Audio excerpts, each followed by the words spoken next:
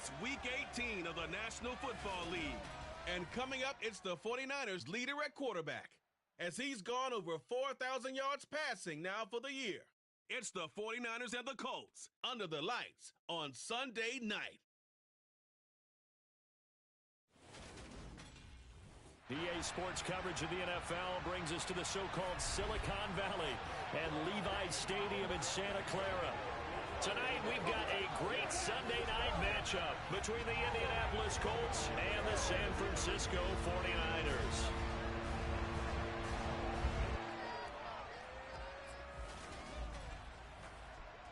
Brandon Gaudin alongside Charles Davis. And CD, you look at the Colts in this matchup. They're the best team in the NFL as far as running the football goes, but they're in for a stern test here. Yeah, that defense that they're going up against, they're no slouch either. One of the top 5 units in the league. I think this game could boil down to stopping the big play.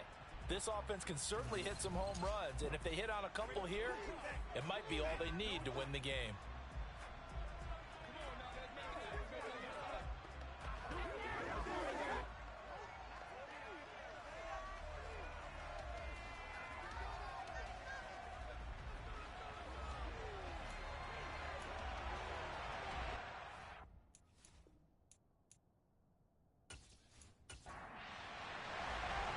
Here's the Australian-born punter Mitch Wishnowsky to get things going. And we are underway from Santa Clara. From a couple yards deep, he'll bring it out of the end zone. And they'll get him down right around the 25, actually the 26 officially, so a net gain of 1 there. So the Colts now coming out for their opening drive. And a glance here at their shifty mobile signal caller. And he's had a great season so far throwing the football. Very likely could go over 4,000 yards with a good performance here. And even in an age of passing first, that is no small accomplishment.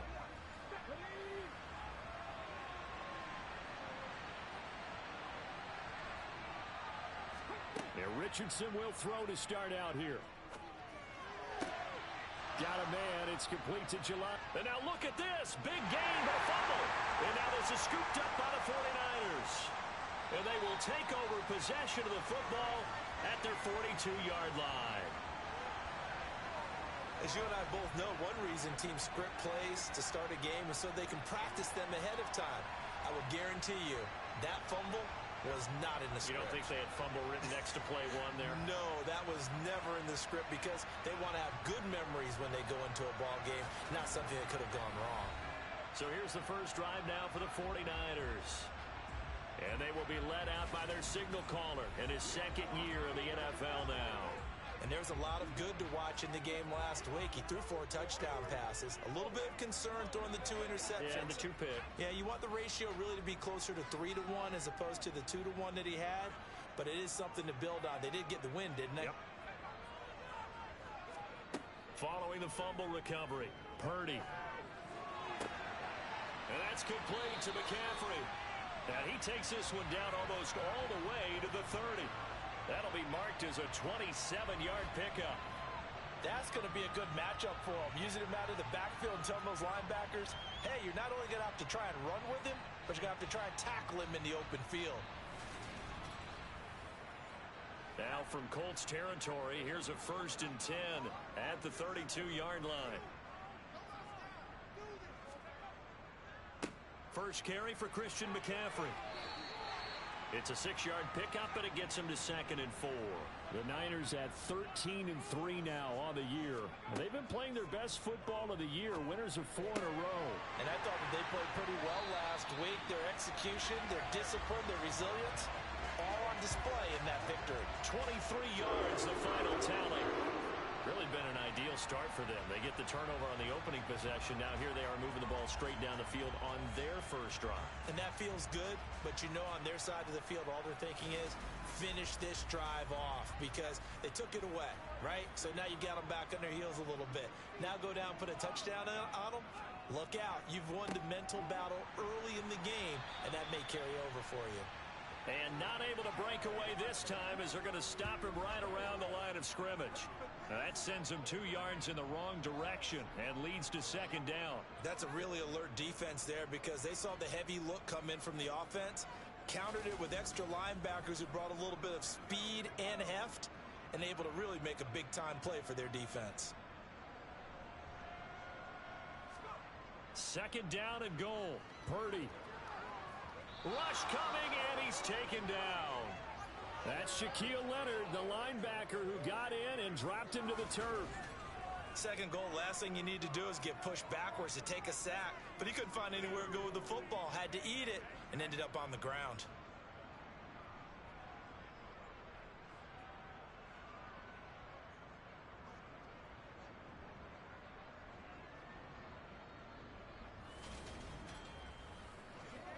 They need to reverse the trend. The last two plays have gone backwards. Now it's third and goal. Purdy looking to throw.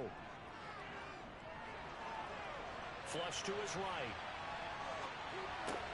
To the goal line, but it's incomplete. Some mistakes already in the first quarter. If he holds on to that one, first down. Yeah, and I guarantee you that at least one defensive back out there has reminded him of that fact, trying to get into his head and hoping that'll affect him the rest of the game. Gonzalez's kick is good, and the 49ers take a 3-0 lead. So the defense are able to force their first turnover of the game, and then they add on to that by getting the field goal. And you don't just want to take the ball away from your opponent, partner. You want to make them hurt as well. And if you don't score yourself on defense, turn it over to your offense and have them put points on the board. And in hindsight, probably should have taken a knee as he only gets this out to the 16-yard line. Second drive coming up here for the Indianapolis Colts. They fumbled the last time they had the football. Fortunate that it only led to a field goal. 3-0 the score as they start first and 10. First and 10, Richardson looks to throw it as this complete to Woods. And he works it across the 25 before being tackled. A gain of 11 to kick off the drive, and it's a quick first down. That's a nice catch there. Remember, he had the fumble earlier. No way he was giving up the ball in that situation. Secured it tight to his body and picks up the first down. On first down, Richardson. Oh, that's into double coverage and intercepted. And the Niners are going to take possession of the football. So a first interception thrown for him there, and that really not the best decision either. Not at all, and that's something he did not do in their victory last week. No interceptions in that game, but this defense, they're able to take advantage of an early mistake. Now let's see if they're going to turn it into points. The 49er offense, they're coming back out onto the field, and we're going to give you a look at the playoff picture now into the weekend in the NFC. And for them, it's no longer a question of will they make the playoffs. They've clinched the division title. The question, can they hold on to that number 1 seed?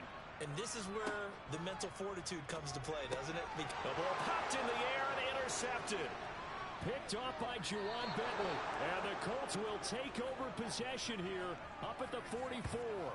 Well, their defense got them the football with an interception. They trot out there, Charles, in the very first play. They give the football right back.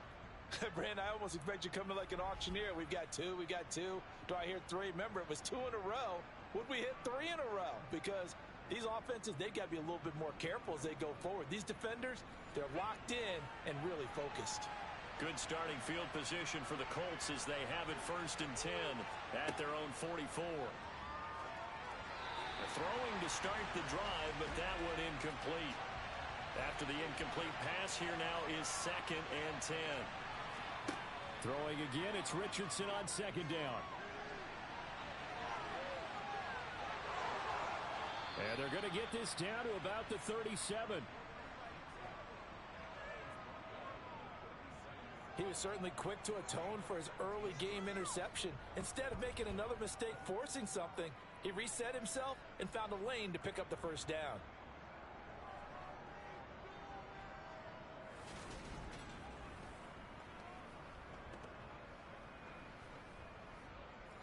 Line of scrimmage, the 37 on first and 10.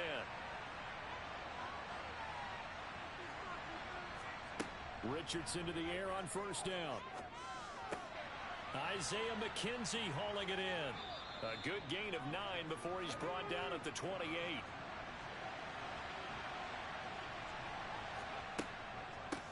The first carry now for Dalvin Cook. 4 yards the pickup, first down. First and 10. Here's Richardson with it. And this one is incomplete. From the 24, they'll go again on 2nd and 10. Now it's Richardson. And his throw is incomplete. Now play number 7 of the drive as they're looking at a 3rd and 10. On 3rd down, here's Richardson. Being chased out left. And they'll get to him short of the first down at about the 16. Give him 8 yards that time on the scramble, and now 4th down. That was a good effort there, trying to do it on his own, but as a defender, you're in a tough spot because you have coverage responsibilities behind you, and if you take off too quick to try and get him down, he might loft it over your head. So better to track with your man defensively than try to go up and make a stop on the quarterback. Exactly right. What you're hoping is that your guys in the front 7 can get him down. Giving to the big tight end on 4th.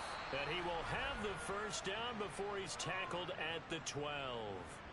Remember, that was 4th and a full 2 yards. There's a big difference between that and 4th and maybe 6 inches or a yard. Yeah, you're exactly right, because when it's that 6 inches, you just fall forward and you pick it up, right? You just go quarterback sneak. But having to move bodies, that means you actually have to execute because they know what you're going to do. How are you going to make the right play call and get everyone into the right spot and win at the line of scrimmage? That's what they did there. Buying time to his left. And he'll take this beyond the line of scrimmage as he slides to a hole.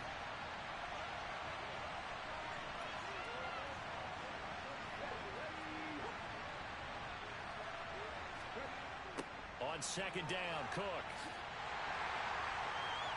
Looking to find a lane, but he can't rein in at the line of scrimmage.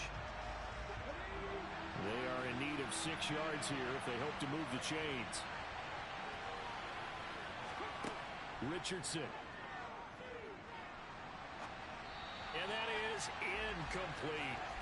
Had an open man that time and ended up putting a little too much heat on it, don't you think, partner? Absolutely. Just needed a touch more air under it. Instead, he fired an absolute bullet.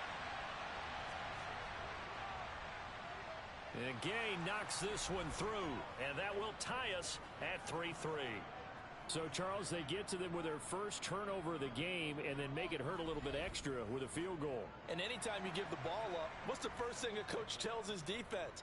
Don't let them score off of this. You've got to put out the fire. In fact, in 2021, that's what one NFL coach termed his defense. The firemen. Go out there, guys, and don't let them put some points on the board. The 49er offense set to get this drive underway. And for this offense, Charles, you got to think kind of crucial here to put something together on this drive because remember last time out, they threw the interception on the very first play. And you can't afford to let this defense keep building any more momentum. They're playing awfully well, and they're awfully confident right now. To me, it's time to attack and take some of that momentum back. But make sure you're selective in doing so. Understand where you want to throw the football and make sure it's open before the ball leaves your hands. On first down, this is McCaffrey. And he can only manage to get a couple. 2nd and 8 coming up. The last run good for 2. Here's 2nd and 8. Here's Purdy. And he bats it away, and it falls down incomplete. So the failure to connect on 2nd down, that leaves him staring up here at a 3rd and 8. Purdy. He's going to go up top again. And the defense loses him. It's complete. Touchdown, 49ers. A great play there. His 11th touchdown of the year. And the 49ers have moved out in front. Well, Charles, he's still a young signal caller in this league, 2nd year in the NFL. And I don't know if last year as a rookie if he would have worked through his progressions like he did on that touchdown pass. I think you're right about that. We're seeing him grow up right in front of our eyes because when he went to his primary read, he recognized that they were all over that. So he continued to survey the field, picked up another target, delivered a pass exactly where it needed to be. A very mature play for the 2nd-year quarterback. Here is Wisnowski to boot it away following the touchdown.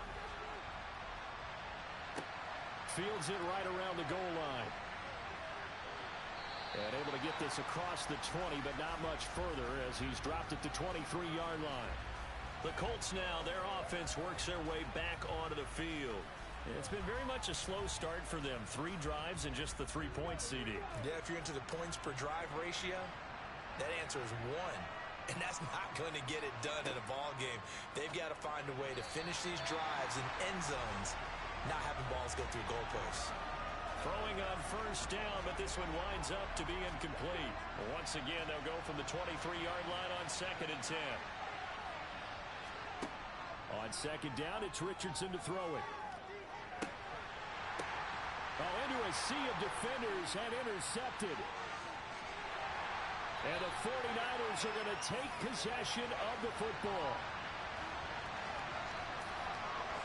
CD, I know it's just his 2nd year in the league as a quarterback, but that's going to be one when he flips on the tape, he's like, I shouldn't have thrown that ball. No doubt about it, and his coaching staff will be emphatic about he shouldn't have thrown that ball. But remember, 2nd year, as you noted, on-the-job training, so he's got to take this feedback that he's getting, negative or otherwise, and turn it into positives moving forward. The 49ers offense now, they get set to head back on the field. And they'll have good field position here following the interception and a chance to build on their lead as they start with a 1st and 10. McCaffrey running up the middle. And he gets forward up the middle, but only for a couple. It'll be 2nd down. The last run got a couple. Here's 2nd and 8. Shotgun now with Purdy. He'll get this out wide here to McCaffrey. And he's brought down inside the 20 at the 18-yard line. And we see another pitch and catch there to the running back. This position just continues to evolve. They become just as critical to the passing attack as a lot of receivers, tight ends, because their ability to make people miss in the open field can really generate big plays for an offense. Play action, and now here's Purdy to throw it. And he's got it. Touchdown. Brandon Ayuk, an 18-yard touchdown grab. And the 49ers have taken a 2-touchdown lead now. A nice throw there by the 2nd-year quarterback. And I don't believe that's the kind of play he would have made as a rookie, because usually your rookie season is a continuation of your college days. A lot of one read, and if you don't have it, you just take off and go.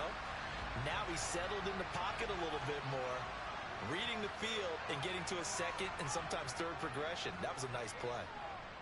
Gonzalez good on the extra point, and the lead is now 17-3. So they only needed 3 plays on that drive. And it was Brandon Ayuk capping it off with a touchdown reception. This one fielded at the 5. And up to about the 26-yard line, just across the 25. And the Colts getting ready to go. Well, still early in this one, Charles, but the last time this offense was out there, they threw their first interception of the ball game, so trying to avoid repeating that mistake here on this drive. And to put a positive spin on it, at least it happened in the first half and not in a close game in the 4th quarter, but you're absolutely right, partner. One of the last things this offensive quarterback wants to witness again in this game. Kind of an obvious question, Charles, but anything you try to avoid after your first pick, or you say it's 1 interception, we're still in the first half, I'm about to do the same thing? I think you want to avoid playing scared, and put it into the mind of the quarterback that you've lost confidence in him. Make sure you get some throws that he's going to be able to complete, make him feel good about himself, and continue to run your offense. But that's not an easy play for a defensive end, because most of his responsibility has him getting upfield and working, but how about his vision to see where the play was going, crashed down inside, and tackled him for a loss. Now Richardson.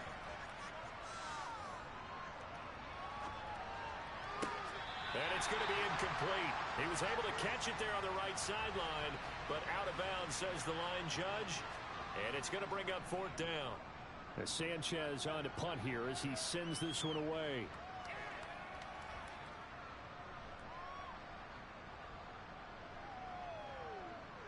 And a nice job here to down this one right on the 5-yard line.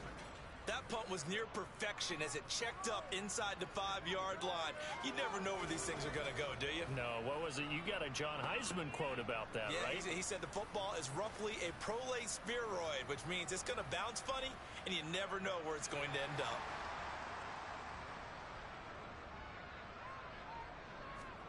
On first down, it's Purdy. That's complete out left to Ayuk. And they'll get him down up past the 15. 11 yards for number 11. Even against double coverage, he found enough of an opening for a noticeable gain. 2 guys on him, yet he finds a way to uncover downfield for the completion. So a little breathing room now. First and 10 at the 17. Up the gut, McCaffrey. And he'll take this ahead for about 4. Second down coming up. The run got 4. Now they deal with a 2nd and 6. Purdy now to throw. Got a man. That's Ayuk. And he's brought down, getting this one up to about the 35. A 14-yard gain there as they look to improve this 14-point lead. But one of the ways that quarterbacks keep all the receivers alive in a play, never lock in on any one guy. Make sure you keep your eyes moving, scan the field, and here he finds the open guy for a nice pickup.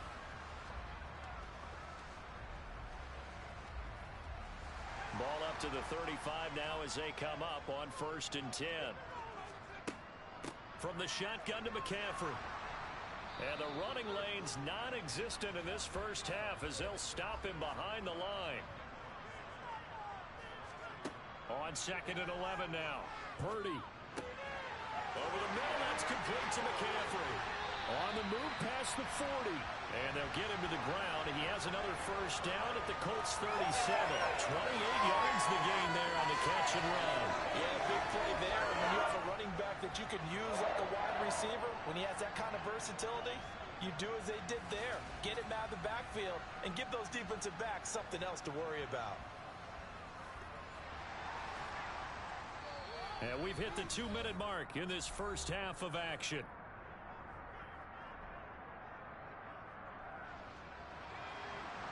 A reminder that when halftime rolls around, Jonathan Coachman will have all the highlights and analysis of this first half of play from our studios in Orlando. They're unable to connect, but a late flag comes in. And the contact may have come too early. After the penalty, a fresh set of downs. It's first and 10. On first down, Purdy. That's complete to Peoples-Jones. And able to get him down, but he does reach the 5. A good gain again. That's now 31 yards combined on those last 2 plays. Just picking up yardage in bunches here these last few plays. They have moved right down the field, and just like that, they're going to be set up with a first and goal. 2 big plays in succession. Not sure this D knows what hit him, but now they got to get ready. It's first and goal. Purdy from the gun. Touchdown 49ers. Brandon Ayuk. His 2nd touchdown of the game, giving him 12 on the season. And the Niners go coast to coast and finish the drive off with 6 points. What a great drive that was. A long drive, sustained, well executed. I love what we're seeing out of him here in year 2, right? This young quarterback continues to evolve and grow. He's really the adage right now that John Wooden, the famous basketball coach, used to say. Be quick, but don't hurry. You can see that everything is happening for him, but he's not taking it at a pace that he can't sustain.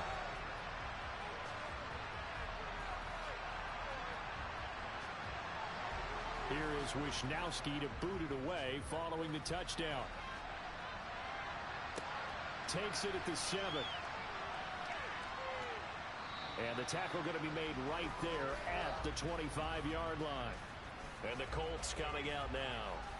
Charles, we'll see what they can do here. Not a ton of time left, but enough certainly to get points out of this drive, and they need them right now because they're trailing. Yeah, this is exactly why you practice a 2-minute drill all through camp.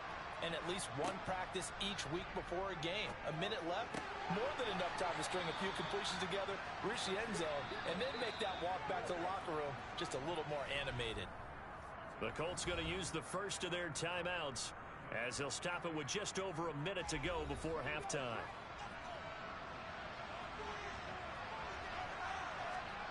First and 10, it's Richardson.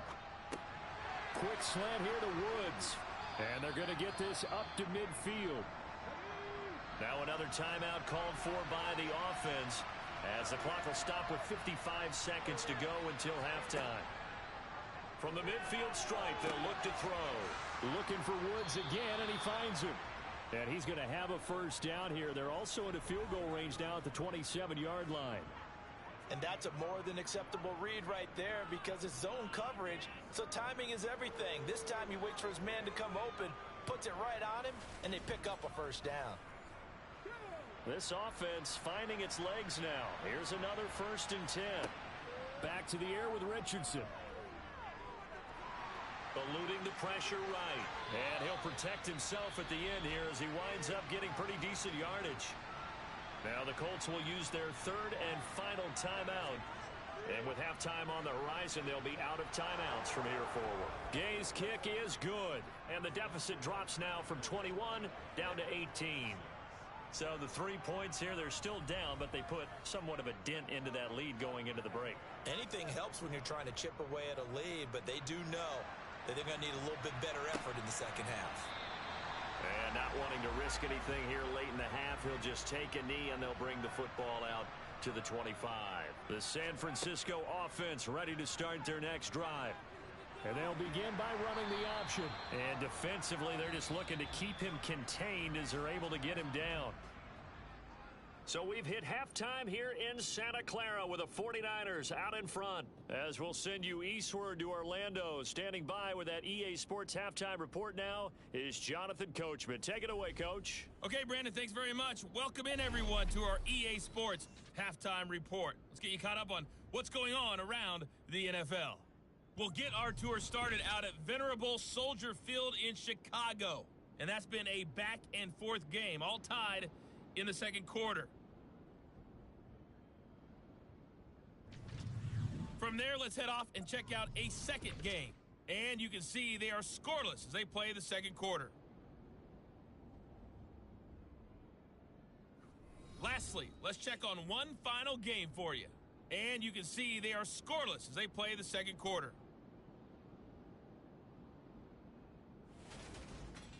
On now to a look at the next-gen stats for the Colts in that first half. And they didn't get a whole lot accomplished through the air in those first two quarters of play.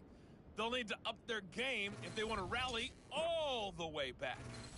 Meanwhile, for the Niners, they were even better throwing the football. Lots of open receivers to choose from, and you can bet that'll continue to be a focus in the second half. All right, Coach, thank you, and we welcome everyone back for quarter number 3.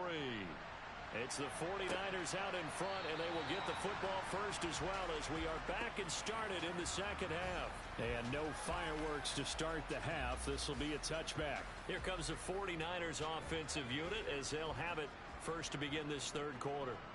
As this offense takes the field to begin the opening drive of the second half, Charles, remember that first half, good through the air and really all around an outstanding offensive performance. Absolutely. They reached the end zone several times. The passing game working awfully well, and most importantly, partner, yeah, they went into the tunnel with a lead. They come back out with that lead.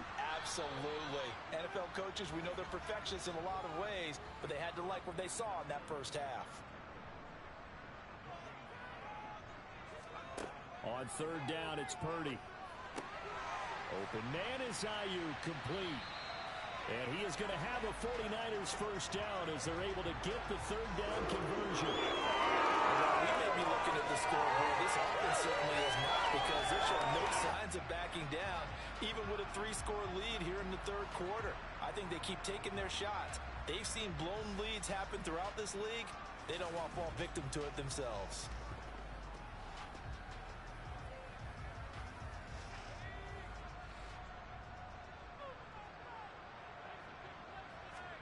Purdy to throw it on first down. And that is incomplete. An incomplete pass on first down. That leads to a 2nd and 10. Now Purdy. And this time he's got the hook up. It's complete. And they'll get him to the ground. He has another first down at the Colts' 31-yard line. That one goes for 24 yards.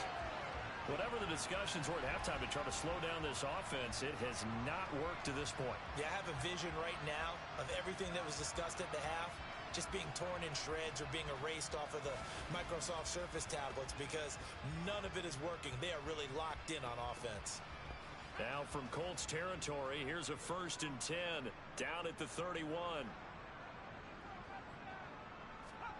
Purdy will look to throw again here. And he's got his man in stride, complete.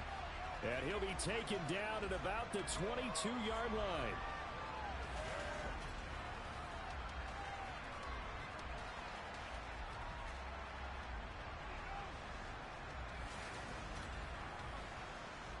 Just a yard to go here on 2nd down.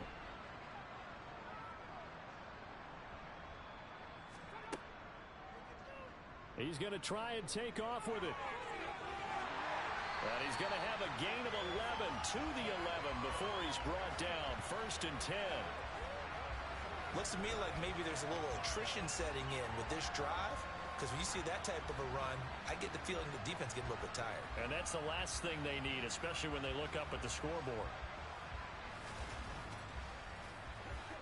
Now a 1st and 10 at the 11.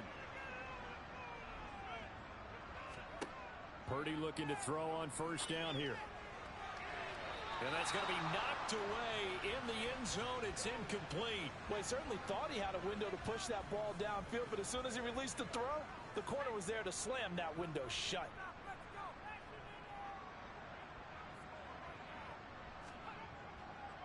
On 2nd down, McCaffrey. And he'll get this one down to about the 10-yard line. They'll come to the line here needing 9 yards to pick up the first. Purdy with it on 3rd and long. And it's caught. Touchdown. Donovan Peoples-Jones from 10 yards out. And the 49ers take the opening kickoff of the 3rd quarter and drive right down the field to extend their lead. The partner, he has carried them in this ballgame throwing the football. All 4 touchdowns through the air, and that's really helped them get this nice lead. And I know it's a team game, but right now, he is truly the focal point. Every touchdown his team has so far has been the result of his arm. How about him throwing it downfield, creating big plays? I don't know how you slow him down unless you can make him uncomfortable in the pocket. Gonzalez able to tack on the PAT, and they open the lead up now to 25. So the drive goes 75 yards, 10 plays, and it's polished off by a touchdown for San Francisco. Here is Wisnowski to boot it away following the touchdown. Takes it at the 7. And out a little across the 25 to the 27. As the Colts offense makes their way out, we take a look at the playoff picture in the AFC. And it's all come down to this, hasn't it? Final week of the regular season. As this year's playoffs play out anything like the regular season has gone, could be in for a wild and fun month of January. And we can break the rules because we can look ahead. All right, there's not a coach out there that's ever said to their team, all right, let's look three weeks down the road. It's always right here, right now. Forget that. Think about what the playoffs are going to look like. The teams that we see that are already in, the teams that are trying to get in, we could have some great matchups. We've seen him escape similar situations earlier in the game and get away for pretty good yardage, and that time they get him down. Yeah, they've had enough evidence that he can get away and run for good yardage, haven't they? That time it felt like, okay, enough of this. Let's play it the right way and get him on the ground before he does any damage. Richardson now on 2nd down. Over the middle, complete. It's McKenzie. And he gets this one just shy of the 40, down at the 39. So from the 39 now, they'll come up on a 1st and 10. Cook up the gut. It's a 7-yard carry to set them up with a 2nd and 3.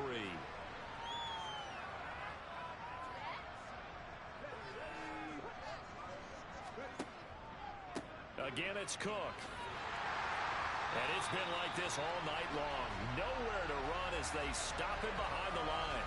It'll be a loss of a yard, and that's going to lead to a 3rd and 4 coming up. I think it's pretty evident. We can say what a difference a week makes. Last week, he ran pretty much wild, didn't he? Did pretty much what he wanted to do.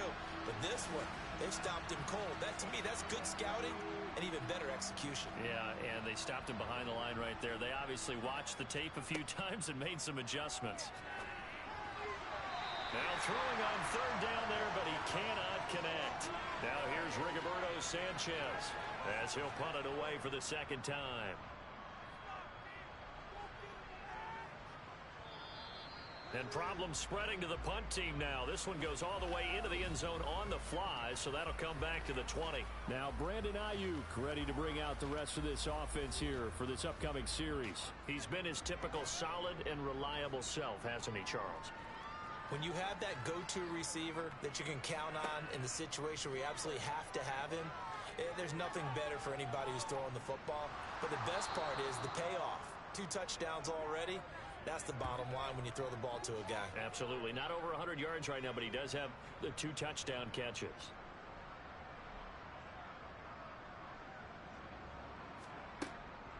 Shotgun handoff now to McCaffrey. And he'll take this one only up to about his 13-yard line.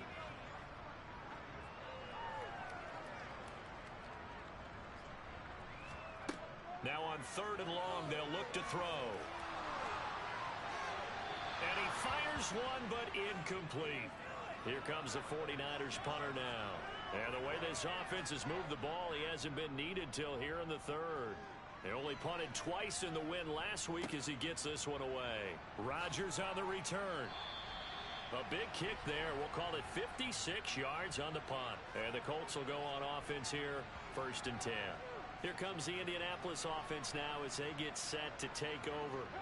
And here we are almost through 3 quarters of play, and this passing game still has not really found any kind of rhythm. Put it mildly, because they're not even over 100 yards yet. And in today's NFL, where it's a pass-first league, that is quite surprising. Not many teams patient enough to stick with the run. Everybody wants to advance the ball through the air. They've got to get their timing back. 1 quarter remains here on a Sunday night. This is the National Football League on EA Sports. Back now here in Santa Clara. A lot of happy faces in the crowd at this point as their guys have a big lead here to start quarter number 4.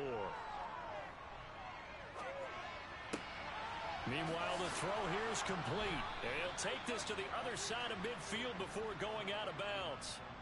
That his first catch so far. They've held him under wraps, but he's got a 1st down there. And a nice milestone reached on that last throw is here late in the season. He goes over 4,000 yards passing. And he's really thrown the ball well all season long. Had some big games along the way. He's inspired his receiving corps to go out and make plays for him in each and every ball game. They're going right back to Pittman. And he's going to be taken down at about the 33. 1st and 10. Here's Richardson with it. His throw incomplete. So now 2nd and 10 after the incompletion on 1st down. 2nd and 10, back to the air with Richardson. The throw on target to his receiver, McKenzie. And he'll be marked down at the 26 with a gain of 7. Now Richardson looks to throw once more. He finds his man, complete. That's McKenzie. And he is going to have a Colts 1st down by a couple of yards as they're able to convert here on 3rd and 3. On 1st down, Richardson. A quick throw knocked away and incomplete. From the 21, it's 2nd and 10.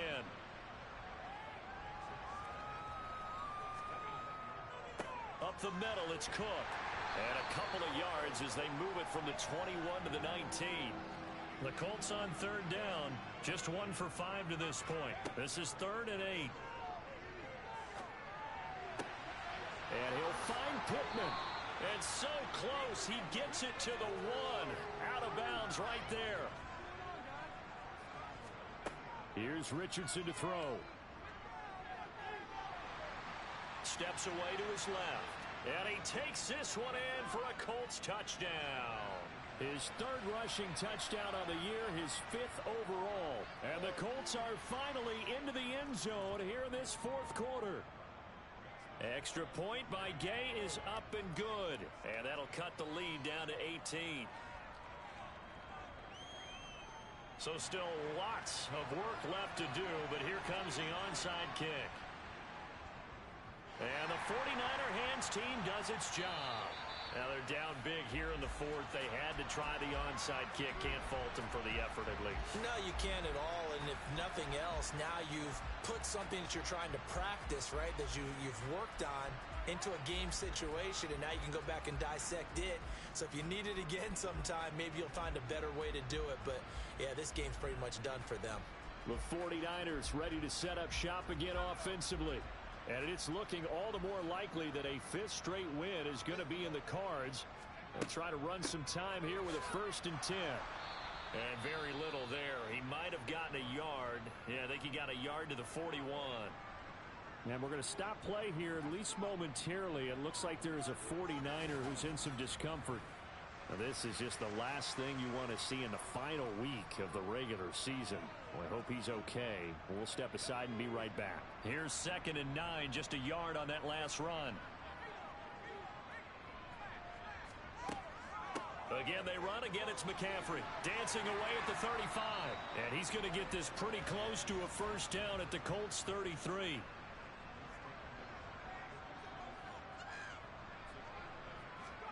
On 3rd down, it's Purdy. That's complete to Traylon Burks. And he's going to get this down near the 25. They're looking to put this game on ice in the 4th quarter, but still not afraid to throw it as they show there. You want to play the game with confidence, and they have a guy who's in control right now. Their trigger guy, throwing it, they feel just as confident with him doing that as they would if they tried to run the ball and run the clock out. Now a draw play to McCaffrey. And not much of a hole there as he gets it down to about the 24-yard line.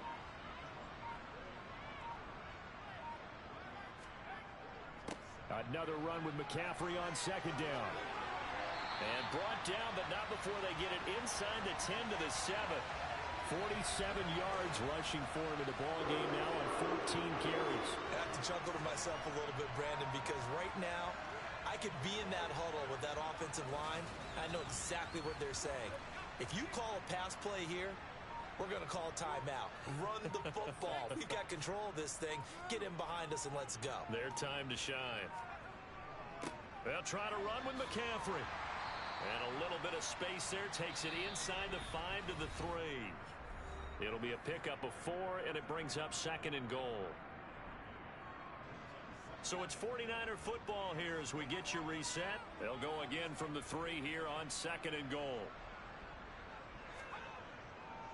On the ground, McCaffrey. And he'll take this into the end zone for a San Francisco touchdown. Christian McCaffrey with his 13th rushing touchdown on the year. And the 49ers add on to their lead, and they are also closing in on a 5th straight victory. Just power football there down near the goal line. Give it to him. He's able to push his way across. Yeah, they went heavy there. Sometimes you have those big offensive linemen come in, have to report like they're eligible. But all they're doing is getting a good stance, blocking, and getting their runner across the goal line. Gonzalez to add the PAT.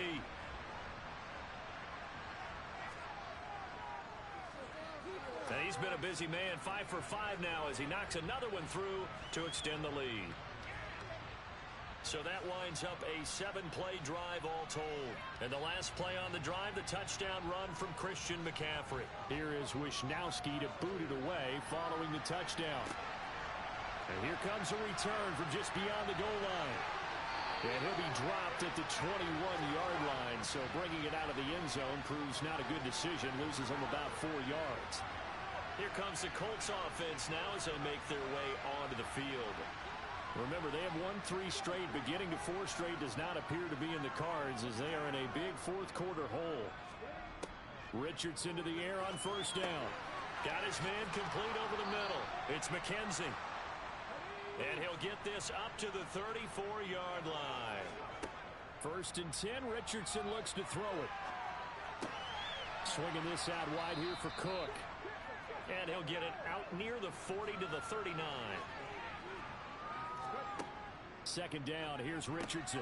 He'll find a man over the middle. It's Pittman.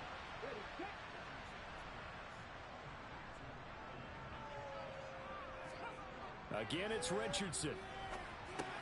Over the middle, complete. That's McKinnon. And now the ball's out. Fumble near midfield.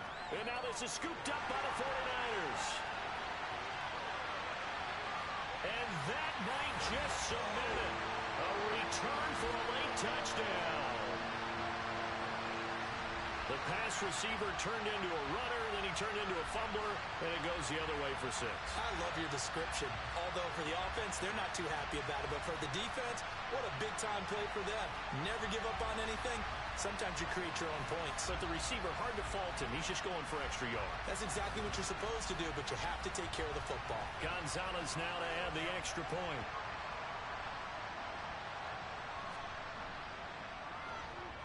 Now this one was over a while ago as they just add on to their big lead. The scoop and score, always an exciting play in football, and we witnessed it there. Grabbing it off the ground and then rumbling it into the end zone for 6. And you can bet they're preaching 2 hands on the ball here as the kick's away following that fumble return. This taken in at the goal line. And he brings us out past the 20 to the 24. Indianapolis offense ready to go again.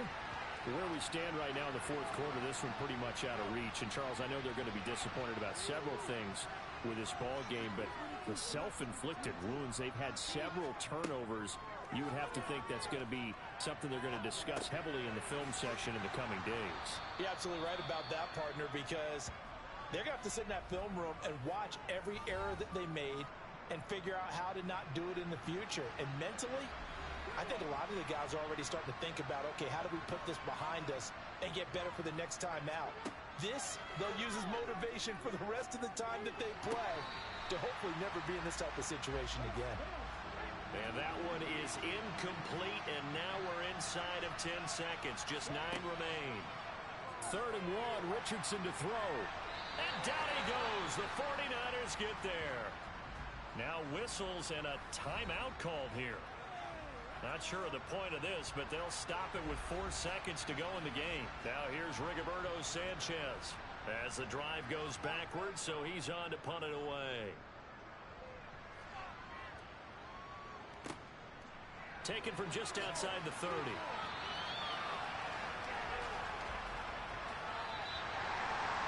Partner, under the lights in prime time, this offense, they gave the nation quite a show, putting up that many points to come away with what will certainly be a memorable win for them. And, Brandon, I think it's as simple as this. Some players, some teams, they're just meant for the big stage. And when they get a chance to play in this type of atmosphere where all eyes are on them and all the lights are shining brightly, they show up and they show out. So for the Niners, they finish things off in style, putting a bow on a 14-3 regular season. And now they'll have the week off as they get set to go after a Super Bowl title. Meanwhile, for Indianapolis, they want to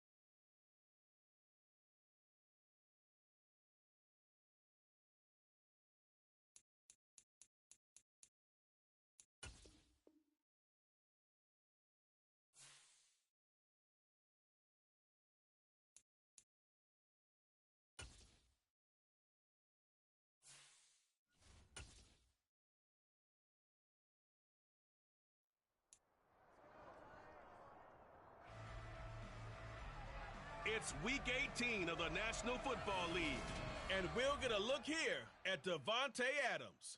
He's one of the league's best, currently third in the NFL in receiving yards. It's the Raiders and the Titans. All that and more coming up next. Just off the east bank of the Cumberland River and across the water from the Tennessee State Capitol building, there's a look at Nissan Stadium in Nashville. Today, the curtain falls on the regular season, and we've got a good one in store between the Las Vegas Raiders and the Tennessee Titans. With Charles Davis, I'm Brandon Gaudin. Charles, we take a look at this Titan Ball Club entering play. And they've lost 3 straight here, and it goes without saying, I guess, they could certainly use a win. And how do they get a win? Because they've lost 3 straight, I think it's paramount that they get a fast, clean start to this game. On the other side of the field for the visiting Raiders, they've certainly found their groove of late, winners of 5 in a row. And I think the sky's the limit for this team. They're playing the best football that they've played in a long time.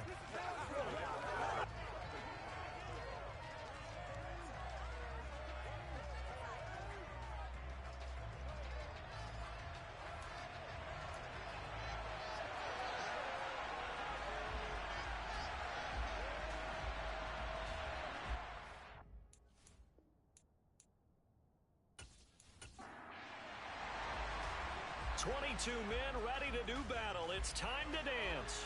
And off we go from Nashville. And they will elect to not bring this one out as our first drive will begin at the 25. So here comes the Raider offense now onto the field. And they are led out there by their mobile quarterback. I tell you what, when he is on schedule for that week, secondaries take notice because you've got to stay alert back there on every snap. A truly powerful arm, one that's capable of challenging any level of the defense on any given play.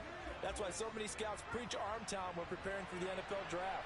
A quarterback with arm strength to make every throw in the book, he's an asset to have in any offense. And the drive starts with a completion left side. And he takes us beyond the 35 before going out of bounds. 11 yards there on the first play from scrimmage. Those are the kinds of plays right there that show you why he's the number 3 man in the NFL in terms of receiving yards. Also tells you there's a full combination of what he's got going in his game. You name it, from route running to catching the football. That's why he's able to produce those types of numbers. And now a throw on first down there, but it's incomplete. So after the incompletion on first, now 2nd and 10. First carry for Josh Jacobs. And this defense not giving him anything there. Maybe a yard up to the 36.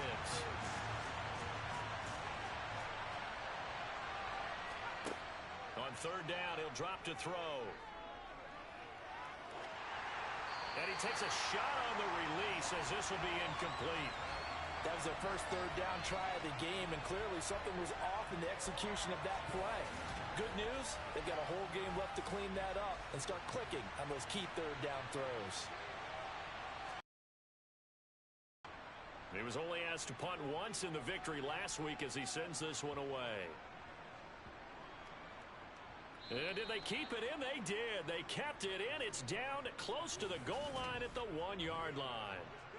Amazing. Perfectly placed. If that ball goes 1 extra yard, maybe not even an extra yard, the starting point is the 20. So there is a reason that a lot of punters are also excellent golfers. They know distance control. You know what else they have? Same groove motion over and over. Once they have that down, it repeats under pressure.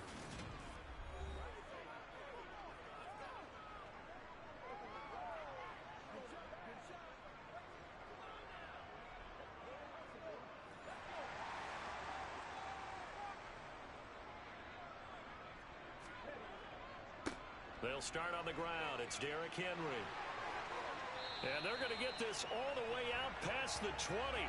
Just like that, a pickup of 20 on their first play from scrimmage. A lot of running backs, a little bit of a disadvantage when you start talking MVP. Might not be the case this year. You think he's got a shot, don't you? I do. I think he's got more than a shot. But what he's going to need here down the stretch this late in the season, he needs that big closing game, that game that we're all going to reflect on and go, oh, my goodness, did he put up a number, let's say, 200 plus? They keep it with Henry on first down. Another strong gain on the last 2 plays. They've moved it a combined 33 yards. Now, look, that wasn't a huge gain, but those are the types of carries I think they were missing in their loss last week. They couldn't get him going on the ground. Did you get the same feeling I did during our meetings, that they kind of regretted that he didn't touch the ball? Absolutely. You know, hey, he should have touched him more last week. They weren't going to make that same mistake, and they've taken care of that early.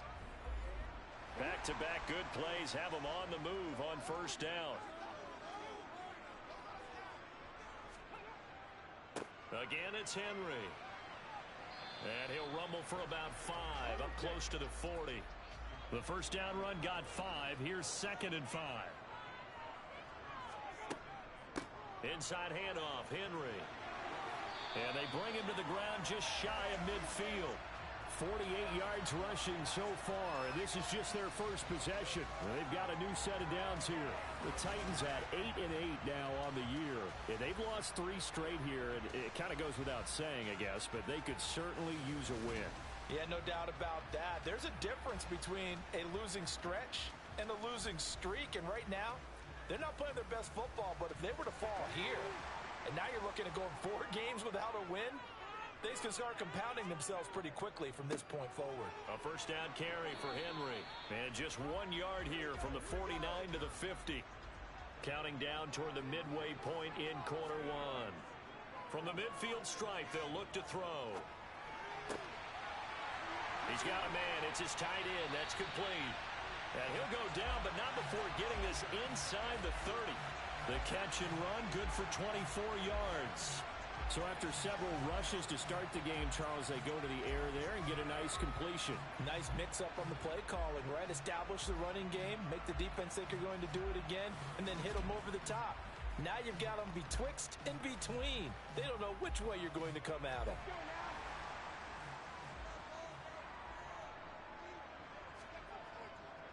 Running left, it's Henry. Down he goes at the 23, a pickup of 4. Following the pickup of 4, here's 2nd and 6. Back to throw. He finds his man, complete. That's Phillips. And he takes it down to the 10-yard line. The pickup goes for 13 and sets him up 1st and goal. Well, that certainly has to feel good. It's not all the time that the play caller should get all the credit. Sometimes I think in the huddle, the quarterback just says, hey, who's going to make a play for me? I just need something right here. And the end result there, nice first down. Drive keeps moving. This will be caught at about the 5. And he gets halfway home from the 10 to the 5 on a pickup of 5. On 2nd down, here's Henry. And he'll be stopped about a yard shy of the goal line after a pickup of about 3.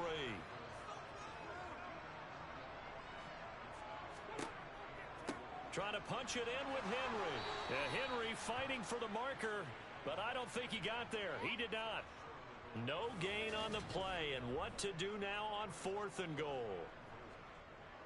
This is a long drive. Offensively, wouldn't you hate to end this with just 3 points? Doesn't it feel like during a ball game you have certain narratives going on, and there's certain drives that seem to take on just a bit more importance than others? This feels like one of those, doesn't it? To me, 3 points here, a major letdown. This is the time to go and put 6 on the board. They'll run for it with Henry, and he's not going to get there. Might have even lost a yard. The big back Derrick Henry held out of the end zone, and the Raiders hang tough down near the goal line.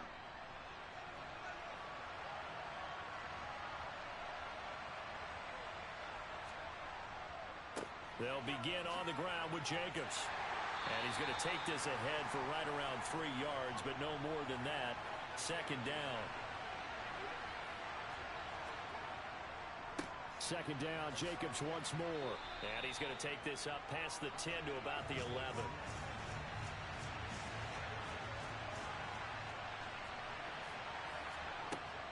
On 3rd and short, they'll try and pick it up through the air. That's going to be caught. It's Jacoby Myers. And he is going to have the Raiders first down as they're able to get the 3rd down conversion. No score after 1. The Raiders with the football here to begin quarter number 2. As they've got it with a 1st and 10. They'll set up to throw. The left side throw complete to Adams. And they get him down, but not before he takes it across the 40-yard line. 15 yards last play and 15 yards here this go-around. Well, this is where reading defenses and practice time comes into play. You've got to know what you're running versus zone versus man and how to run the proper route. And they just executed that one pretty well.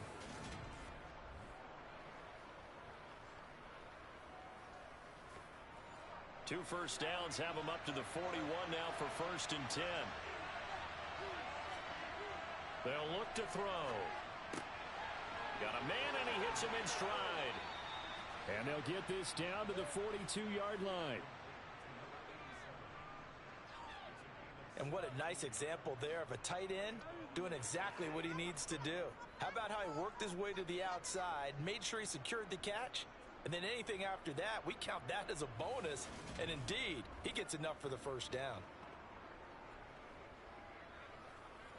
So operating from Tennessee territory now. Here's 1st and 10 at the 42-yard line. The play action fake. They'll look to throw. He's got his tight end on the corner route. It's complete. And he'll get this one down near the 20-yard line, just shy of the 20. Back-to-back receptions for him, and it's another first down. And that was good protection there. No, that was great protection there because it allowed him to lock in on his receiver. Although I think he was looking for his tight end on the corner route all the way. Nice connection there for a really nice gain.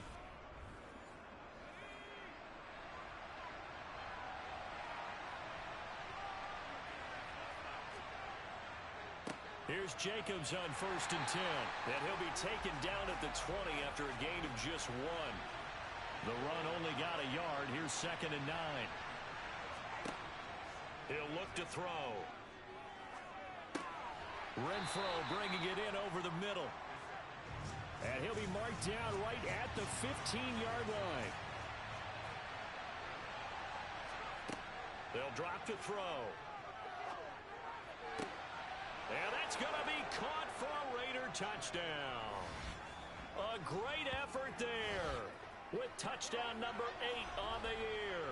And the Raiders go nearly the length of the field and finish it off with 6 points.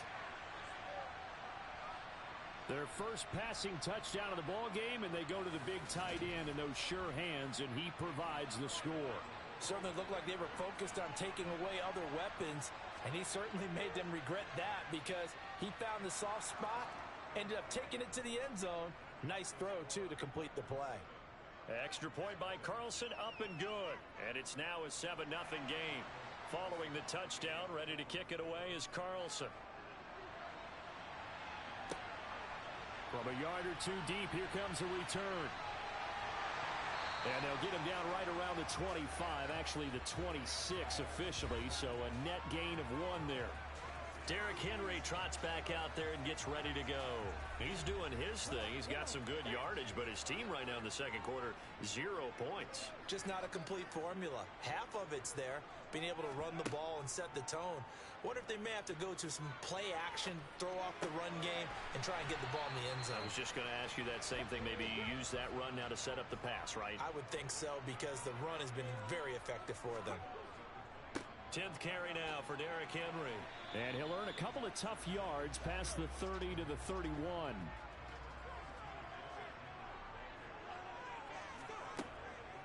On 3rd down, Henry. And they'll get him down at the 34, and he's going to be short of the first by a few yards. This defense not budging. Back-to-back carries of just 2 yards. But forget knowing where the first down line was.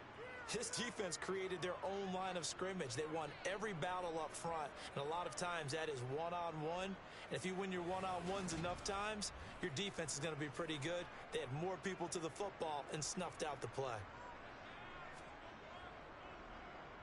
And he gets this away, and look at this. This is a good one. And that one hits a little too close to the goal line, and it continues into the end zone for a touchback. Out is their quarterback with this offense to take over once more. He had the touchdown pass last time they had it. And they'll start here with a 1st and 10.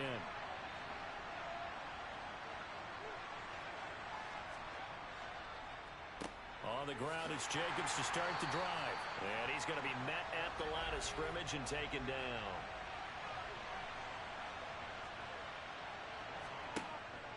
play action. They'll throw. And his throw's going to be incomplete. The Raiders on third down. They've been okay. 2 for 3 thus far. This is 3rd and 10. Looking to throw. Open man is Jacoby Myers. He's got it. And they're going to get this beyond the 40 before he's taken down. Give him 22 there on the 3rd down conversion. He's such a good route runner. Shows it there on 3rd down. Very proficient and a good pass. And you know what I've observed over the years in the NFL?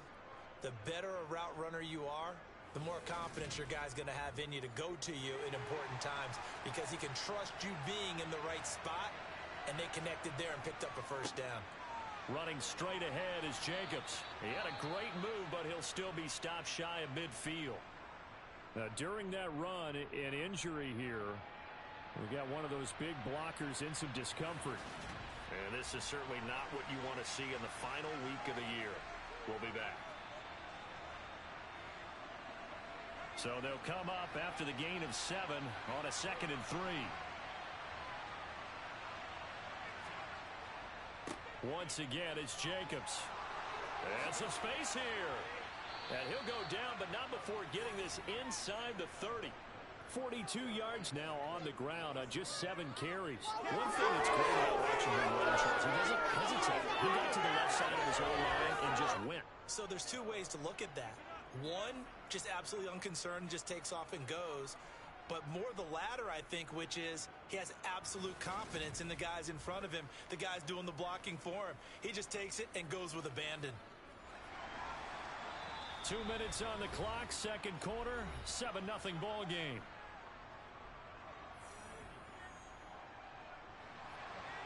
A reminder that coming up in 2 minutes' time, we'll check in with Jonathan Coachman from Orlando. He'll have highlights and analysis of this first half of play.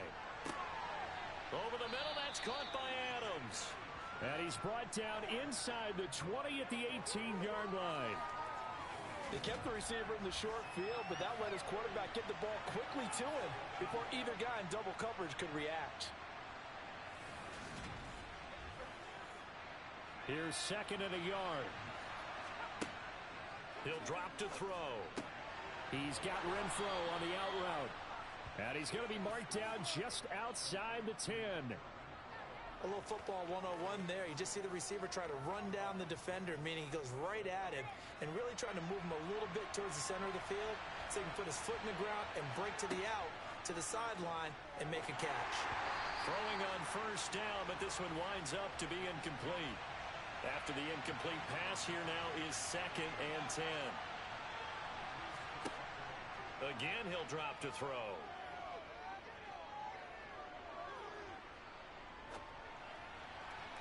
And that throw behind his man, he missed him, incomplete.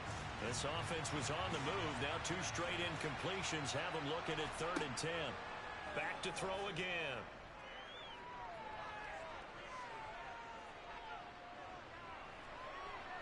Just keeping the play alive. And eventually taken down here. Great coverage downfield. The Titans going to use the first of their timeouts as they get the stoppage with a little over 50 seconds to go in the first half.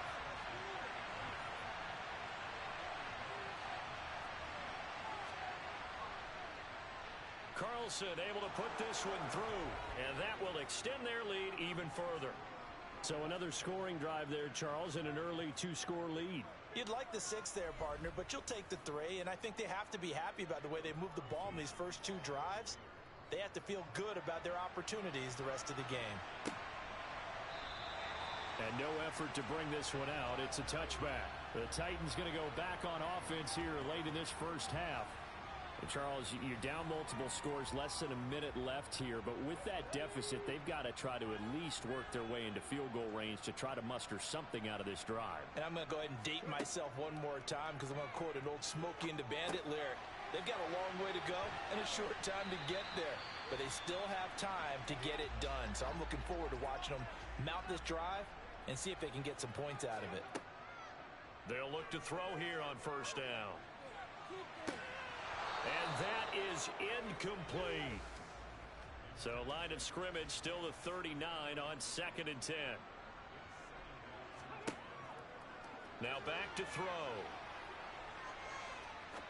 He'll rifle this one deep right side. He rifles one that's intercepted. Picked off by Nate Hobbs. And a big turnover there as his guys will get the football back. Certainly not his best throw that time, and not a good time to make it, Charles, when they were a nickel with 5 defensive backs on the field. And that's exactly why you have those 5 DBs out there. You want extra speed on the field, guys who have ball skills and understand what the passing game can do, and gives them a chance to react and make a play on the football, and they take one of those away. Just over 30 seconds to go in the half. They've got it 1st and 10. They'll try and start this drive in the air. And this is going to be incomplete. An incomplete pass on 1st down. That leads to a 2nd and 10. They'll set up a throw. He's going to find and complete it to Renfro. And way up past the 35 before he's taken down. That one a gain of 20 and a 1st down.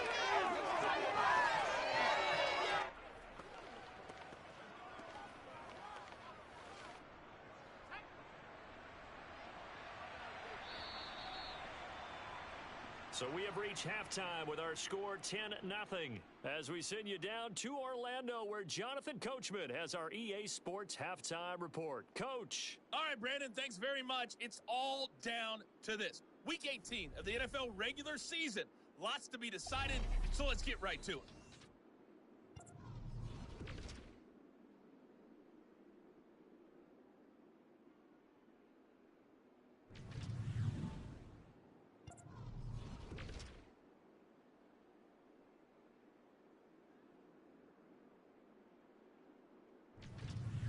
Lastly, let's check on one final game for you. And you can see they are scoreless as they play the 2nd quarter. On now to a check on the next-gen stats for the Raiders in that first half. And their offense has been in top form so far, especially their passing game, as it's helped push them out to this big halftime lead. And meanwhile, for the Titans, we check on their numbers on the ground in the first half, as they know they'll need to be better to overcome this halftime deficit. All right, Coach, thank you, and we welcome everyone back for quarter number 3. Fielded just outside the goal line. The Titans getting set to go here to begin the 3rd quarter.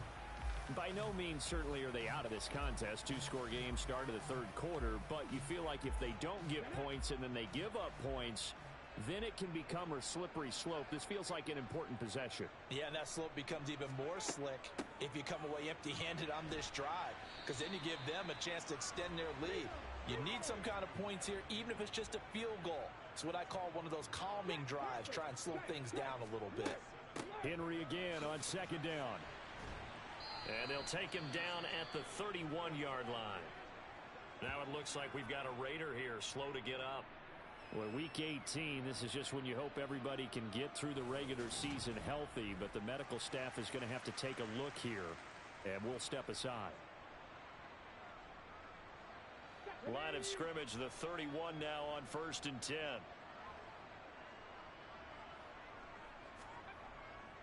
They'll run it again. 35, good for a gain of 5. After the pickup of 5, here's 2nd and 5. Now they'll switch it up here and look to throw. Wide open receiver complete. And he's going to have another 1st down as the tackle comes at the Raiders' 41-yard line. 23 yards the pickup there. I don't know what they talked about at halftime. Whatever it was, it worked. They looked like a different team here in the 3rd quarter. Yeah, I doubt that there are very many trash cans that got kicked over that type of a speech. I think what they did was they analyzed what worked in the first half, what didn't, and figured out a better game plan. Still in search of their first touchdown of the game, but they're on the move. 1st and 10. Draw play. This is Henry. 84 yards rushing now for the NFL leader coming into this ball game.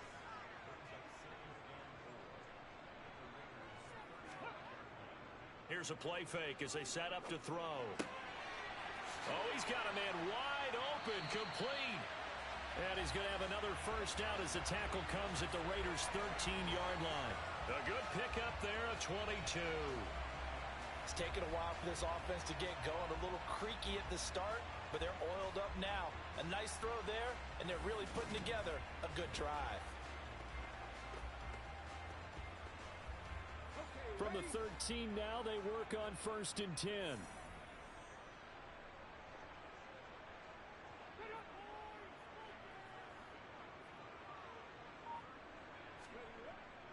Henry will get it. He's been busy today. And into the end zone for a Tennessee touchdown. Derrick Henry, his 16th rushing touchdown on the year. And the Titans have cut it back within a score. So it took them a little while, Charles, but now they have their first points of the game, and they come here in this third quarter. And more often than not, Brandon, when that happens, you find yourself down 21, 28 points, and not really with a lot of hope, but with that touchdown, they're right back in this game. The extra point splits the uprights, and that'll cut it to 3 at 10-7. So this drive spans 7 plays, and Derrick Henry able to finish it off with a touchdown run. The kickoff unit is out on the field, and they will send this one away. And no thought to bring this one out. He'll just go down to a knee, and they'll take over at the 25. So here comes the Raiders offense getting ready for their first possession of the second half. But Charles, they still have the lead despite their defense giving up a touchdown on the previous possession. And even though they have that lead, it feels like a back-and-forth ball game where to try to get momentum back, maybe they need at least 3 here on this drive. I think you're right about that, Brandon, because your game plan doesn't change. I do believe your urgency does because of the last score that went against your team. So what you want to do now is have your own drive and try and make sure that that momentum stays in your camp. Throwing again on 2nd down, but this time it's incomplete. After the incompletion, here now, 3rd and 2. Trying to run for it with Jacobs. And he's going to have the first down at about the 38. 5 yards is the pickup there as that extends this drive. I don't know about you, but that almost felt like old-time football there. 3rd and 2 is not necessarily just a running down anymore. A lot of times they want to throw the ball. They went back to the roots and powered forward and got the first down.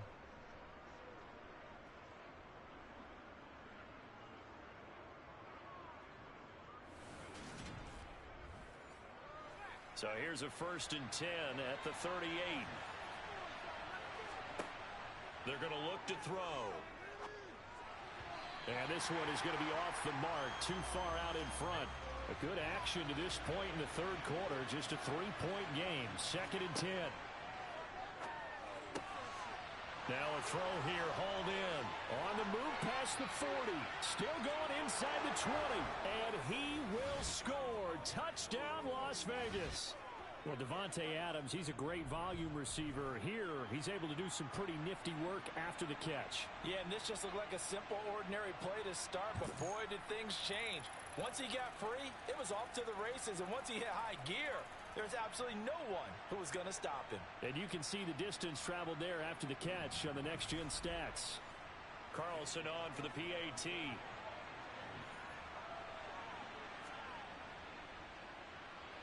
It's good to make it 17-7. That time, 75-yard drive, 5 plays. And Davante Adams able to finish things with a touchdown reception. Following the touchdown, ready to kick it away is Carlson. Taking it about the 1.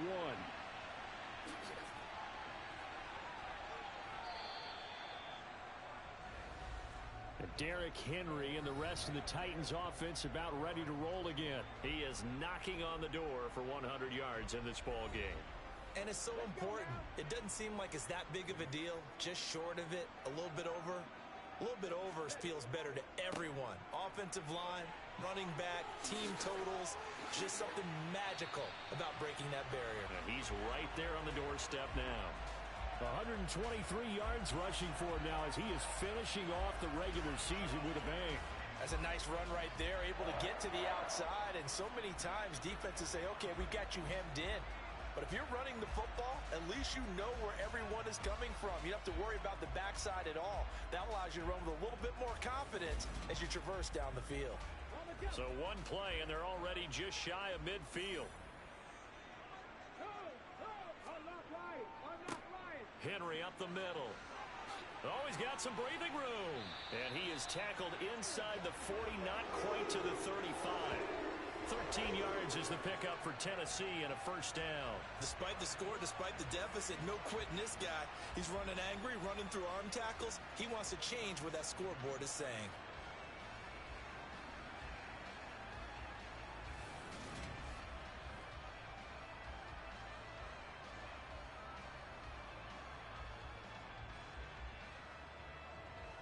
So here's a 1st and 10 now in Raider territory at the 37-yard line. Now a handoff to Henry. And he's got this down almost to the 20 before he's dropped. 15 more there, and they're on a roll. It's another first down. And he continues to pile up the yardage. That puts him over $150 now. And this defense has really had its problems trying to keep him contained.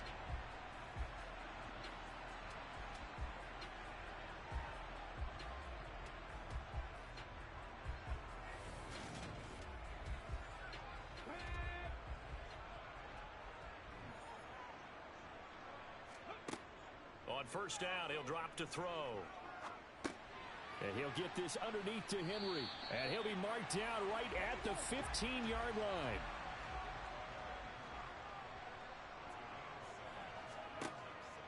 Second and 3. He finds his man complete. It's Phillips. And the Titans are going to have a 1st and goal as the tackle is made at about the 5. Boy, how about the speed with which this offense can get down the field? It's taken them no time at all to get down here. And now they're set up with a 1st and goal. 1st and goal, and they got to be thinking a chance to get right back into this football game. They'll try and run for it with Henry. And the hole closes quickly here. He can fight only to about the 4. 2 of their 3 red zone trips so far they've come up empty on. They'll look to reverse that trend on 2nd and goal. And he gets halfway there from the 4 to the 2 on a gain of 2.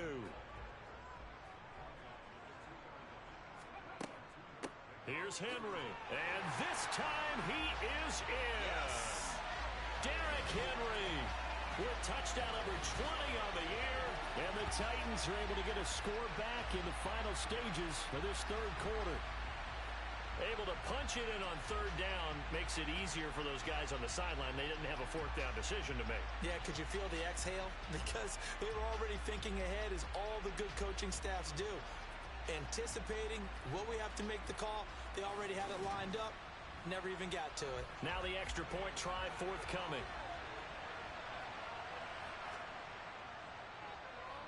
And this is up and good to make it a 17-14 game.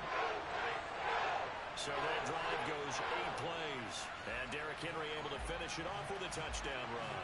So just a 3-point game now as they send this one away. And this will not be returned. It's a touchback. And they'll begin at the 25. The Raider offense set to get this drive started. They'll come out throwing here on first down. He'll swing that out wide to Jacobs. And he'll be brought down on what's going to turn out to be the final play of this 3rd quarter. 1 quarter remains here as the regular season starts to wind down. We'll return with more after this break. You're watching the NFL on EA Sports. Ball on the 30. They'll come up with a 2nd and 5. Off the play fake. He'll look to throw. Looking deep for Adams. Oh, this is taken in. It's complete. And they're going to get this down inside the 15. But sometimes you just got to marvel at how these guys can throw the football. He gave that everything he had, and it was right on the money. And he made that look effortless, didn't he? I mean, he's had a great game throwing the football. This is going to add to his yardage total in a big way. It's one thing to be accurate on your short and intermediate throws, but when you're hitting the bombs like those, look out. A real field flipper there as all of a sudden they've got a first down in the red zone. He'll look to throw. They'll try and set up the screen. It's complete. And this play gets blown up. They'll lose yardage. Back at the 17. But despite the completion, they're going to wind up losing 3 there. Second down. It looked like the defense, they were ready for that one. Really left him almost no room to work after catching the ball. He could throw every move in the book at him. They were there, and they tackle him for a loss.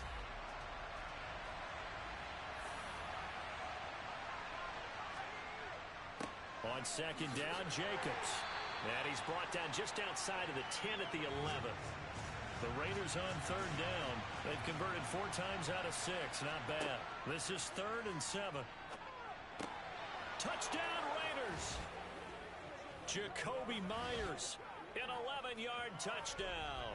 And the Raiders will add to their 4th quarter lead. Well, that's certainly going to bump up the old win probability index because now it's a 2-score game here in the 4th quarter. Yeah, you're taking me into that deep water now. Win probability index.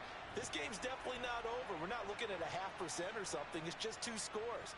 But the way that this team is playing, to me, what I've seen, they absolutely deserve to win this game. They've been the better team by far throughout.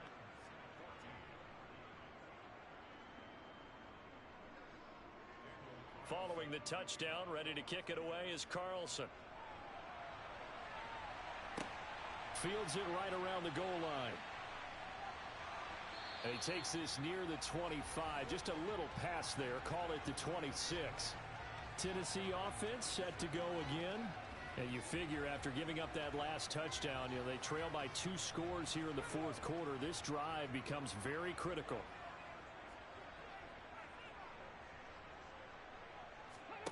They'll come out throwing here to start the drive. They set up the screen for Henry. And he's taken down, but able to slip across the 35. The drive starting with a first down, 11 yards on that pickup. And that's not a play that you see all that often at the start of a drive, but some teams, they don't mind doing it. And that one, well sold by the offensive lineman. They showed the pass, and then they got out into space, able to get some good blocks downfield and allow the play to be successful. Line of scrimmage, the 37 on 1st and 10.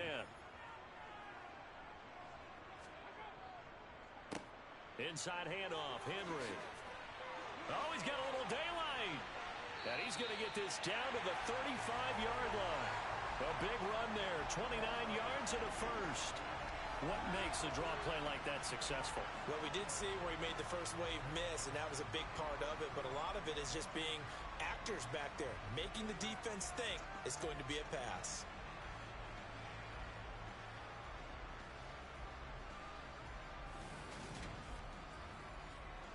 So here's a 1st and 10 now in Raider territory at the 35-yard line. Again, it's Henry. And this time they're able to bottle him up as they'll stop him at the line of scrimmage. Back to throw now on 2nd and 10. He finds his man complete. That's Phillips. And this will be a gain of 5 as he gets it to the 30. On 3rd down, he'll drop to throw. This is Phillips yet again. And he's going to have another first down as the tackle comes at the Raiders' 18.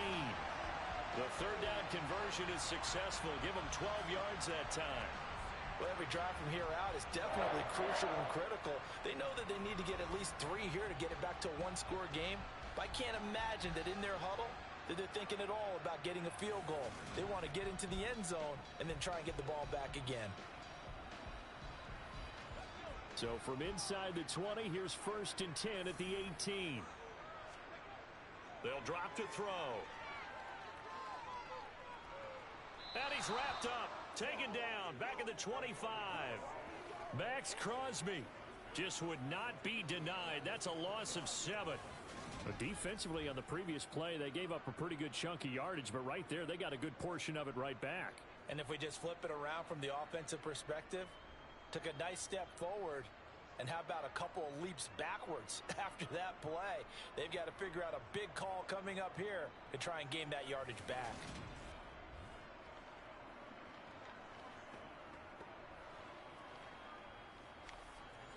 Don't need it all back at once, but you figure they're going to need something here. 17 yards to go on second down. To the sideline. Wow, what a catch. Doesn't get a lot out of it, but he is able to keep the feet in bounds. Now on 3rd and long, they'll look to throw.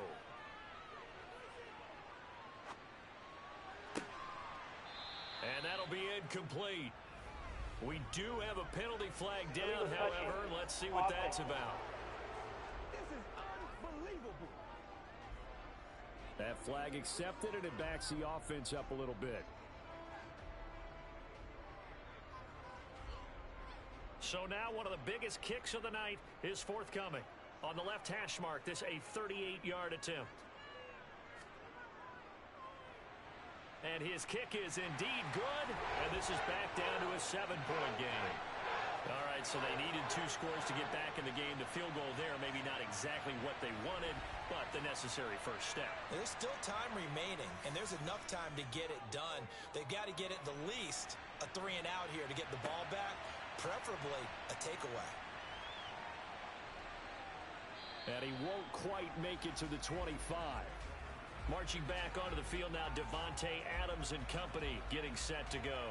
Seems like the measuring stick for a receiver for a great game is 100 yards. Well, he's well past that now. And as we analyze how he's getting them, that's where it really becomes fun because, let's face it, they keep sending coverage at him, keep trying to put the pressure on, yet he finds ways downfield and finds openings. That's a really crafty receiver.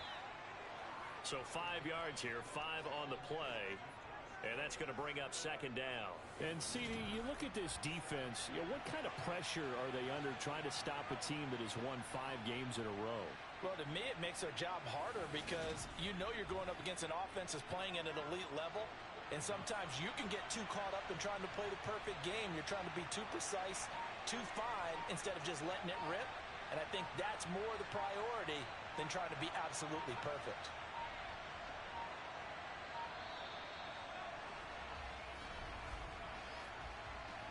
Delay of game, often.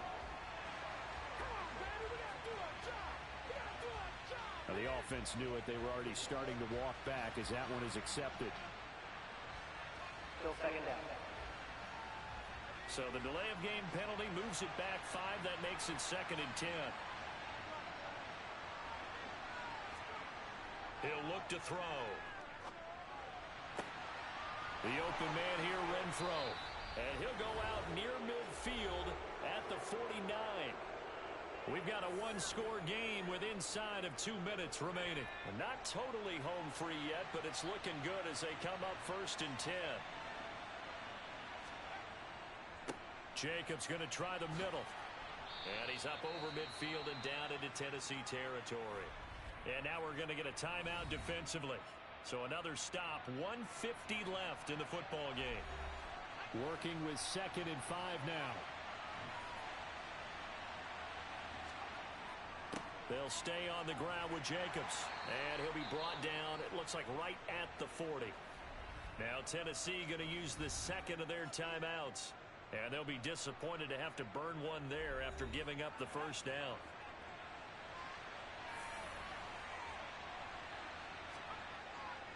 Here's a handoff to Jacobs. And nothing much materializing there on the first down run. He'll get a couple, and that's it. Now the defense will burn their 3rd and final timeout as they'll talk things over prior to this upcoming 2nd down play.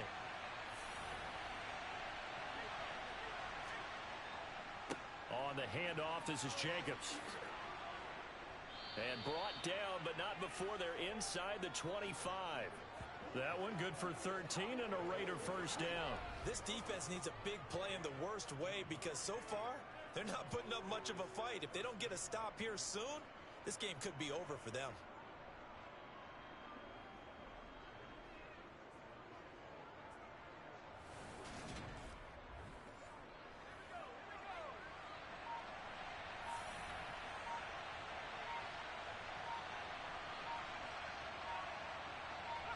The Raiders likely going to get out of this with a victory as they take a knee.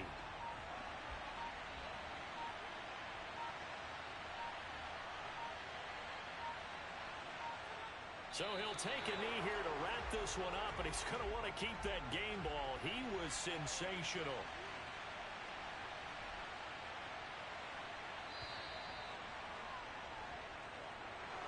Well, this ball game was close throughout. Remember, it was neck and neck at intermission, neck and neck at the end, but a great job to come in here in a tough environment, Charles, and get the victory. Yeah, tough environment indeed. How about all the people we can hear shouting from their seats right below us, partner? They weren't real happy that their team didn't keep the home field. How about how these visitors came in, calm every step of the way, even with all the pressure, and found a way to get out of here with a win. So for Las Vegas, they conclude the regular season with a final record of 11-6. And now they'll await the final seeding for the playoffs ahead. Meanwhile, for the Titans, this loss will mean they finish the season on the wrong side of 500 at 8-9. And they can take solace in the fact that this team never quit all the way to the end.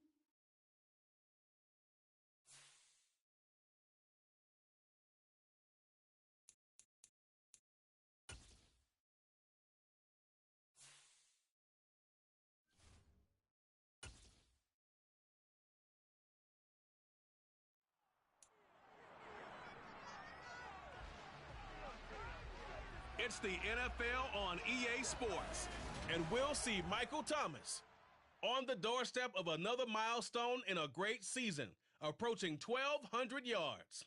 It's the Steelers and the Bengals, and it's all just ahead on Madden NFL 23. Well, we knew snow was a possibility for this game, and the weather was happy to oblige with a nice layer of white over Pittsburgh's Acrisure Stadium, and we got more snow on the way. Today, the curtain falls on the regular season, and we've got a good one in store between the Cincinnati Bengals and the Pittsburgh Steelers. Welcome again, one and all. Thanks for tuning in. I'm Brandon Gaudin on hand alongside Charles Davis. And yes, the storyline here, the weather. Snow and more of it expected as this game continues. So how will that impact how this one goes? Can these teams ignore the distraction and the strangeness of playing in a snow game? Because it actually affects the crowd as well. That big roar you get is often muffled when there's a snow game. And the second part, what's the footwear you got on? Does that fit the turf you're playing on? And how will it handle as things get a little bit slick?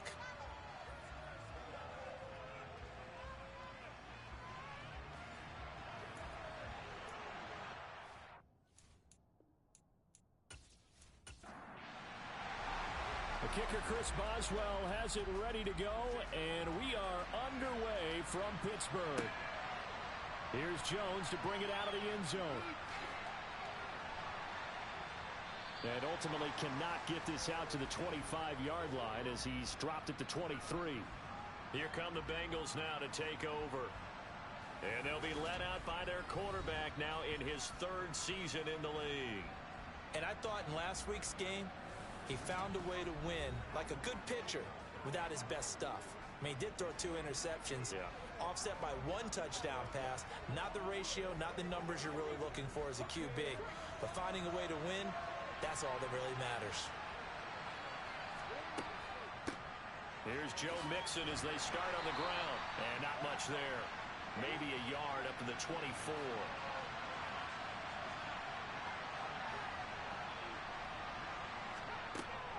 Back to Mixon on second down. And he'll be upended at the 28-yard line. Just a 3-yard gain there. Third play here this opening drive as they're up against a 3rd and 5. Looking to throw. He gets this in the hands of Mixon. And past the 40 before he's out of bounds. Now it looks like we're going to get a stoppage here. An injured Steeler on that last play. Now, this is just the last thing you want to see in the final week of the regular season. Well, I hope he's okay.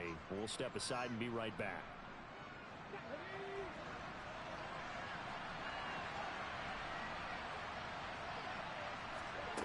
Back to throw now on first down. That's caught by the tight end, Irv Smith Jr. 3 yards remain for second down. He'll drop to throw. Oh, that's into a double team, and it's intercepted. And the Steelers are going to take possession as they've got it at the 42-yard line. So the ball changing hands on the interception, but meanwhile here we do have an injury on the play. And this is certainly not what you want to see in the final week of the year. We'll be back. So good field position for the Steelers as they come up 1st and 10 at their own 42. To the air on first down with Pickett. Now he's flushed out right. Pickett lost it. And they will set up shop at their own 41-yard line. So a rocky start on both sides offensively. Turnovers exchanged. I saw what you did there. What'd I do? Rocky. 2 Rockies. I saw that. I got it. And, you know, and right now, they're carrying it around like they are wearing boxing gloves. If we're going to have that kind of a reference, they've got to get it together and start playing a little bit better ball.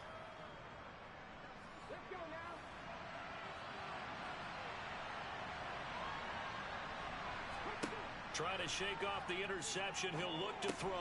That one taken in by T. Higgins.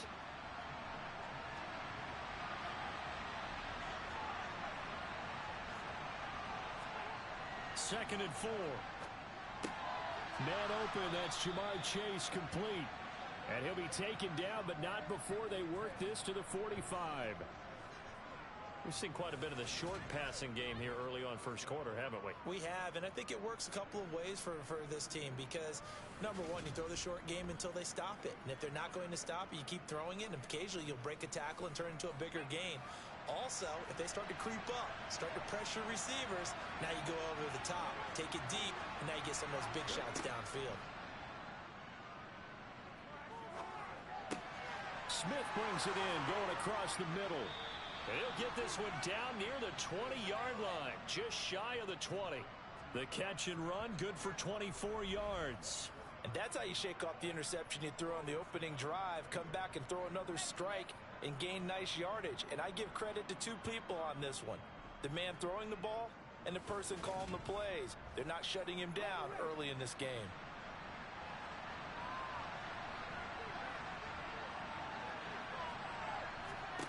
Again, he'll drop to throw. They'll set up the screen here to Mixon. And they're going to get this down inside the 20.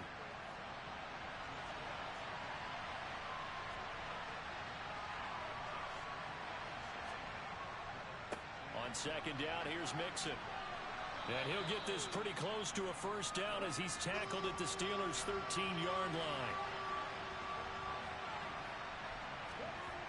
They'll go to the air here on 3rd and 2. And he's got his tight end. That's Smith.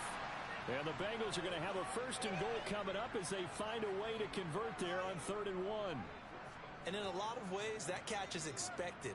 Red zone presence, and that one was realized there. You've got to find your tight end in that situation.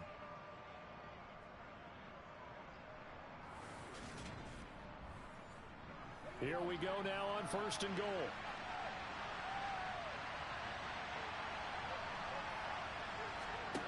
They'll look to throw. And it's complete right back in the hands of Smith. Touchdown, Bengals. Irv Smith Jr. with touchdown number 7 on the year. And the Bengals take the early turnover and convert it into an opening touchdown. Well, these guys have won 3 straight ball games and another good start to this one out to the 6-0 lead. And I've talked with so many different coaches, as have you, along the way, and they always talk about winning streaks and the mood of a team and how much easier it is to actually prepare during that time. Guys are sharp, guys are focused, everyone's feeling good, and we're seeing it early in this one. You always worry about the plant foot in the snow, but no problems there. And that makes the score 7-0. After the touchdown, McPherson on to kick this one away. And it'll come out to the 25. Austin not going to try and return it. So with the Steeler offense on their way out, let's take a look at the playoff picture in the AFC. Well, here we sit, Week 17. Just one more week in the regular season after this one. So if you're one of these teams trying to make a move and improve your spot or jump in from the outside, Charles, you better make that move now. And these final games are often a good barometer for all those teams fighting for position or a wild card spot. They have to be able to get the job done these last 2 weeks before things get even tougher when the playoffs officially begin. Well, this defense for the Bengals, they were terrific last week in the victory over Buffalo. I have to admit, I was extremely impressed by what I saw on tape because they stayed in the face of the quarterback the entire game, ended up getting 4 sacks total, and made it difficult for him to step up and find receivers downfield. Also made it hard for him to escape the pocket and run. And he is out of bounds, but not before he's inside the 30. 46 yards rushing for him now in his first 2 carries of the ballgame. Anyone who watched Najee Harris at Alabama knows the kind of strength that this guy runs with, and he's continuing on that path here at the next level. Yeah, this could be a sign of what this defense is in for because, you know, all week long the coaches were preaching to the defense, you've got to be able to wrap up against a back like him or he can make you pay. Technique, technique, technique. Now a first down carry for Harris. This will be stopped about 2 yards shy of the marker. 8-yard gain, 2nd and 2. And we got a pause following the play because it appears a member of the Bengals in some discomfort. Well, Week 18, this is just when you hope everybody can get through the regular season healthy, but the medical staff is going to have to take a look here, and we'll step aside. 8 yards the gain on that last run. Here's 2nd and a couple. Pickett now from the gun here. And this one taken in on the right sideline, but not in the field of play. They say it's incomplete. The throw led him a little too far. It brings up 3rd down.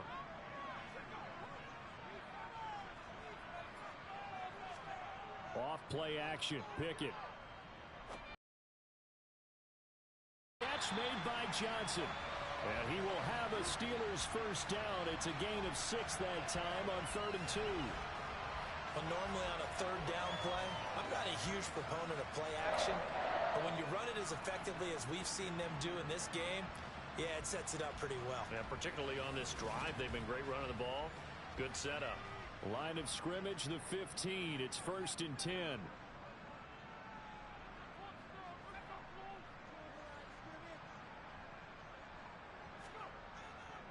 Harris running straight ahead. And they get to him quickly here as he stopped right around the 13.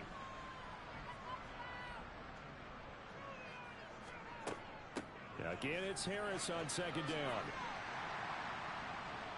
And here he'll get it down to the 7. And hold on here because on that last run, it looks like we have a player who was shaken up. Now, this is just the last thing you want to see in the final week of the regular season. Well, I hope he's okay. We'll step aside and be right back. They're trying to keep the drive going. This will be play number 8. It's 3rd and 2. Now Pickett. Looking end zone, but it's incomplete. So Pickett is off to the sideline, and Chris Boswell is on for the Steeler field goal try. Boswell's kick is good. And they are on the board, but still trailing. It's 7-3. So they're able to end that drive with 3 points in this one-possession ball game. And ideally, you want to end every drive with points. Most quarterbacks would tell you, let's end it with a kick, right? A PAT, that's number 1. Field goal you'll take. Punts, you really don't want to do that. In this case, they'll take the field goal and get prepared for the rest of the game. The Bengals drive about to get going. Even though they might not find the number 1 seed next to their name come playoff time, there's not going to be very many teams, if any, entering the playoffs on the kind of run they're on. They're hot. And I love that word, hot, because every team in the league wants to go into the playoffs on that uptick. Because a lot of the time you serve notice to the rest of the league that, hey, we're the team you need to deal with. We're the team that's going to be a real problem for you. And if they can continue this streak, they could very well be that team and gain that confidence that they're seeking as they head to the playoffs. And confidence, that's the word I would use from our meetings with them. They said we're playing our best football right now. It is showing.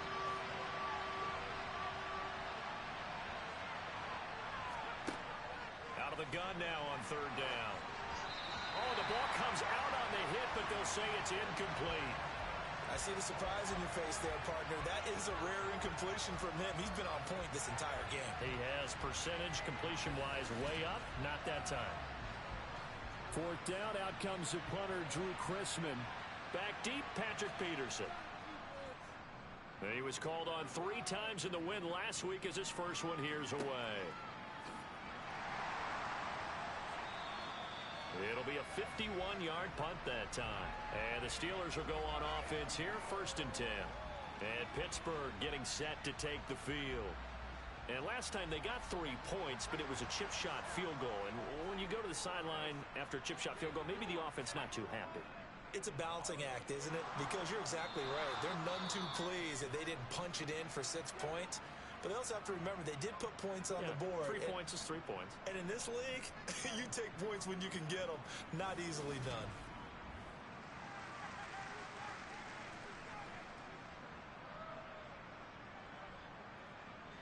Now following the sack, they'll look to make amends on a 2nd down and 17.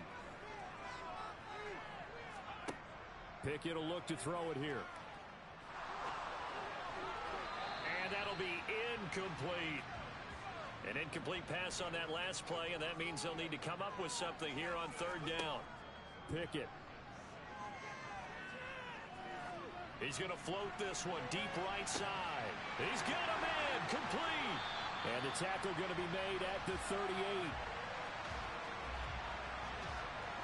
I love that play because in the snow you think run, run, run. Big passing play there.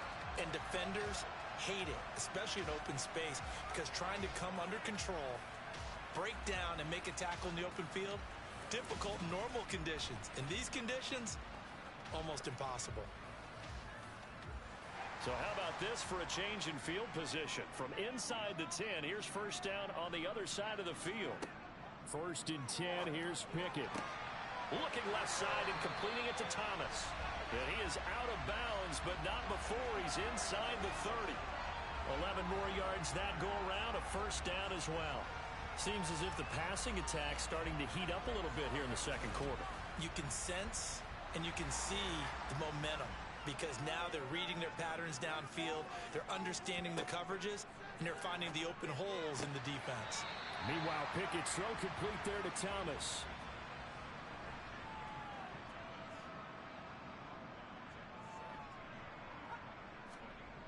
This will be a jet sweep. Here's Thomas with it. And they've got it inside the 10 at the 8. It's a 10-yard gain there to set them up 1st and goal. An excellent run there coming from out wide. And we used to consider these jet sweeps to be gadget plays or something a little bit unusual, right? But now most teams have some version of this play in their playbook. And I think it's a lot because of the receivers that are being developed nowadays. These guys look like running backs even though they're playing out on the perimeter. Looking to throw, Pickett. Into a double team, and it's intercepted. Picked by Logan Wilson. And the Bengals are going to take over at their own 2-yard line. Partner, there's no other way you could describe it because that was absolutely just gut-wrenching for that offense. They were right on the precipice. Points were available. All they had to do was just fall forward, and they were going to put them up on the board. Instead, a long drive ends in heartbreak and a melancholy trip back to the drawing board. I like it when I go a little bit lyrical for you.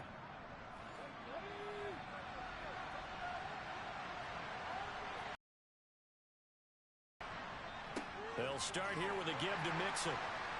And not a whole lot of room to operate there on the first down run. He gets maybe 3. 3 yards on that last carry. Here's 2nd and 7. Here's Higgins out on the right side.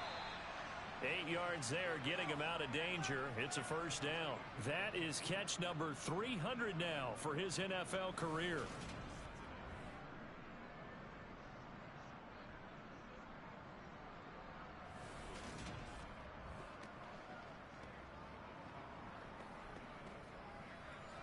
So a little more space to work with here from the 13 on 1st and 10. Off the play fake, he'll look to throw.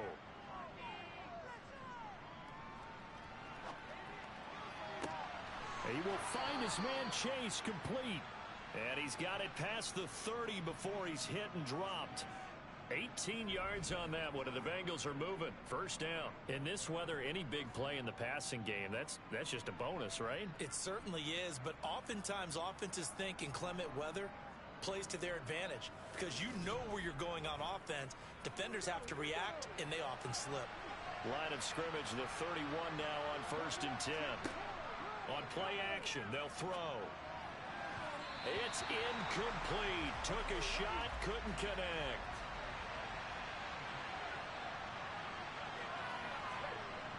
Back to throw again. Over the middle, that's caught by Chase. And he has a big gain inside the 40 before being dropped. Good yardage after the catch. Is that play good for 30 and a first? Already over 1,000 yards receiving this season. That catch is just going to add to his total. Certainly not resting on his laurels. He's trying to continue to gain as many yards as possible and continue this big season. So how about that for a chain mover? They're all the way down inside the 40 now for 1st and 10. They'll look to throw again. It's caught on the right side at Smith. And he'll be taken down here just shy of the 30. I know the halftime's approaching, but I don't think he's going to want to take a break. That's his 5th catch. Yeah, they've really been targeting the tight end.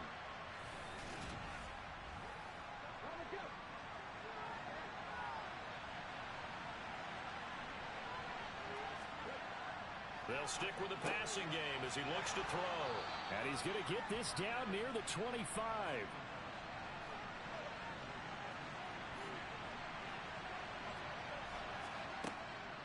Mixon with a first down carry. And he's going to take this ahead for right around 3 yards, but no more than that. 2nd down. 3 yards on the pickup there, and it'll be 2nd down.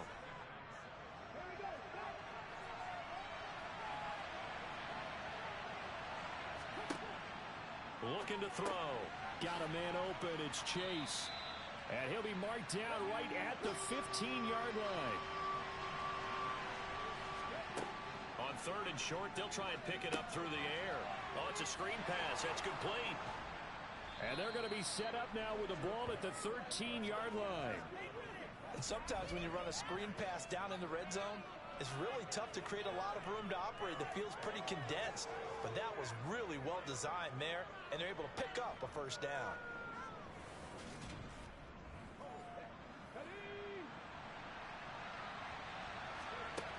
Now they'll throw here out of the gun. Forced out to his left. Complete. Smith has it. Now the Bengals going to use the first of their timeouts. as they'll stop it with just over a minute to go before halftime. 7 yards left for second down. Ball at the 10.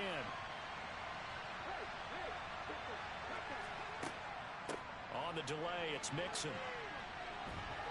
And he will maneuver his way down to about the 7. Now another timeout called for by the offense, as the stoppage will come with a little under a minute to go in this first half. The Steelers now in the nickel here on third down. They'll set up to throw. That's to Chase. He's got it. Touchdown, Cincinnati. A 7-yard touchdown grab. And the Bengals drive the entire length of the field, 99 yards for the score. Partner, to me, that touchdown had something that was kind of rooted in that group seeing the future. What I mean by that is they had a plan. Let's find a way to score right here before the half. And now to give us momentum going into the second half, give us that cushion that we're looking for. They got that accomplished, scoring right before the half ended. Extra point by McPherson, up and good. And that pushes the lead up to 11.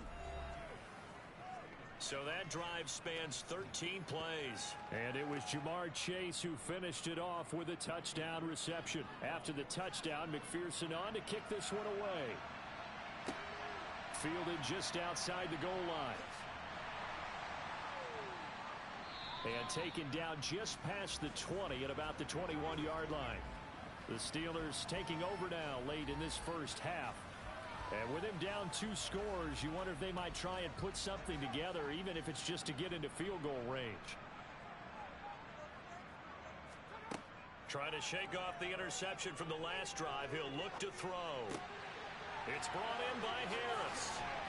And they'll get it all the way up about 5 yards shy of midfield.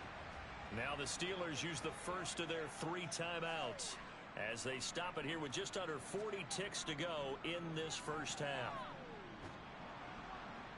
The Bengal pressure gets him that time. Down he goes. Now another timeout called for by the offense as they'll stop it with a little over 30 seconds to go in the first half of play. He'll rifle this one deep right side. That's caught inside the 20. And into the end zone. Touchdown, Pittsburgh. George Pickens, 60 yards.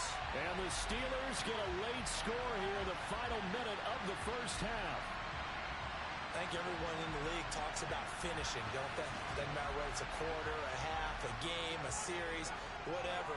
But they're finishing the first half in fine style, putting that one in the end zone. They did, and they didn't leave much time on the clock either. Well done. Boswell good with the extra point, and that makes it a 14-10 ball game. Boswell now to kick it away after the touchdown. Oh, the return is Jones from the end zone. And he'll get it up just past the 20 as his guys will go to work at the 21-yard line. And the Bengal offense going to see the ball one more time in this first half. And with time quickly fading here in the second quarter, not sure how aggressively, offensively they want to play this.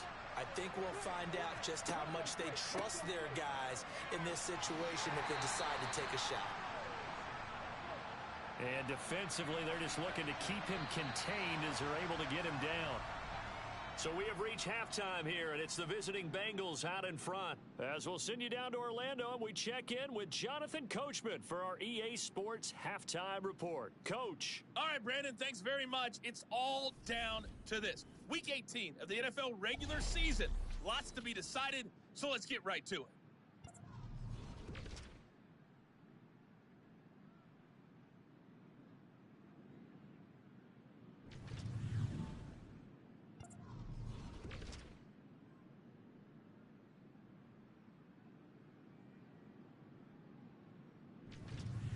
Lastly, let's check on one final game for you.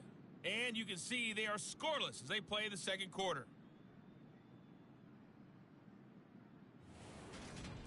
Time now for a check of the next-gen stats for the Bengals in that first half. And they've had plenty of success throwing the football so far this afternoon, as they're on pace to throw for over 300 yards if their form holds. Meanwhile, for the Steelers, they too were able to take advantage of a soft secondary, as both of these two teams really threw the ball at will in that first half. All right, Coach, thanks. Yeah, both teams likely to make some changes in what's been a closely fought battle to this point. Austin elects to bring this out of the end zone. And he'll be stopped right around where he would have been had he gone down to a knee, maybe a yard shy of there at the 24. And the Steeler offense ready to get going here in this third quarter. And they trail here to begin the second half. What's going to be a key for them to get back in the game? I think they're right there, and I think this game is still up for the taking for them because we always talk about turnovers. They had 2 of them in the first half, and once you start talking about if you have 3, 4, or 5, you know it's beyond difficult to try and win a football game with that. Those have to be eliminated. If they take care of the ball, they've still got a shot. Looking for a seam, but finding none. He'll get back to the line of scrimmage, and that's it.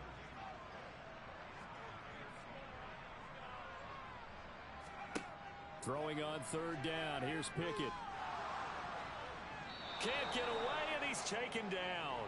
Trey Hendrickson in there to drop him for a 6-yard loss, and that will lead to 4th down. Well, obviously the pass rush gets the glory and the statistics on this play, but the coverage, they deserve a ton of credit too. Denied open windows, erased the quarterback's targets one by one. Everywhere he looked, someone was covered. Only a matter of time before someone got there to bring him down. The Steelers send out their punter now as he's on to punt for the first time this afternoon. Only 2 punts for him last week in the loss as he gets this one away. That'll be a 48-yard punt, 1 yard on the return. And the Bengals take over 1st and 10. Now we take a glance at the offense as they work their way back out for their first possession of the second half. So 1st and 10 now from the 30. They'll come out throwing here to start the drive. Open man is Chase, complete.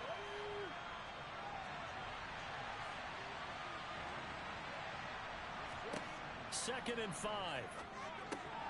And the catch made. It's Tyler Boyd. And he'll be tackled on the other side of midfield at the 46-yard line.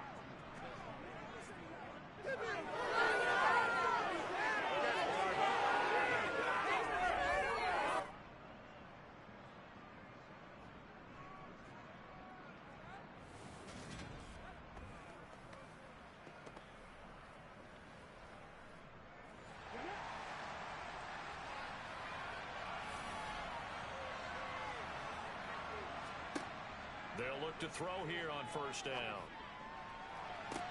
Open man downfield is Chase. He's got it. And all the way in for a Cincinnati score. Jamar Chase. His 2nd touchdown of the game and his 9th on the year, as his guys are able to extend their lead. In order to lead in a game, you're going to get plenty of contributors, but that's his 2nd touchdown catch of this game. He's one of the key guys in this one. And you better believe he'll be looking for the hat trick here as this one continues to go.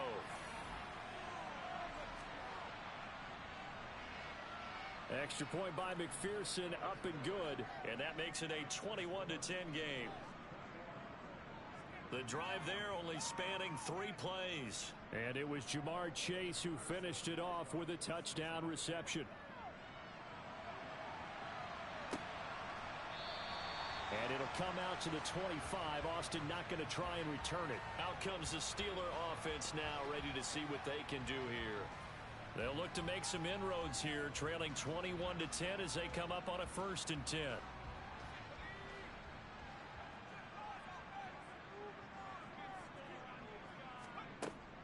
They'll start the drive with Harris. And he's taken down, but able to slip across the 35. 75 yards for him on the ground now, as he has been terrific here this afternoon.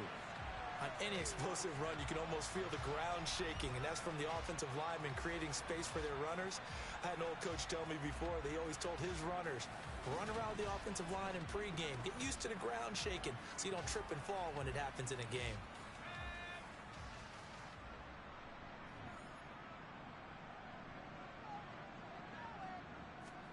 To the air on 1st down with Pickett. He throws and he hits the slant route to Thomas.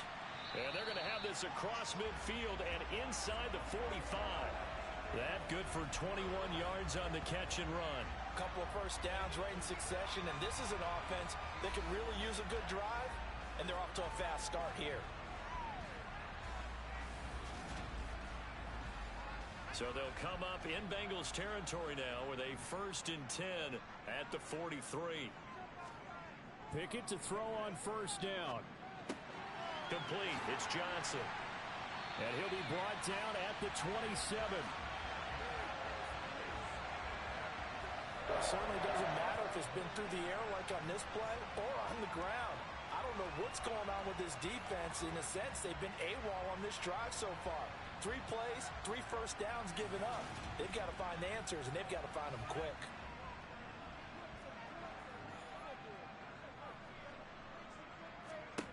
First and 10, here's Pickett. And that'll be knocked away. It's incomplete. A 2nd and 10 forthcoming here. Third quarter action in the Steel City of Pittsburgh, PA. Pickett, he'll look to throw it. And he's going to go down here, a sack. They push him back to the 34. Sack of the afternoon. That's his 2nd sack of the game, and the best defensive ends, they do their homework as much as offensive guys do. They know how to beat the offensive lineman across from them, what moves they need to do to set them up. This guy's been pretty good at it all game long.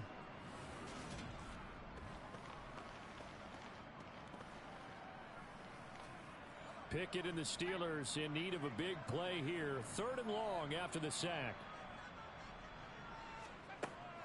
They'll drop to throw.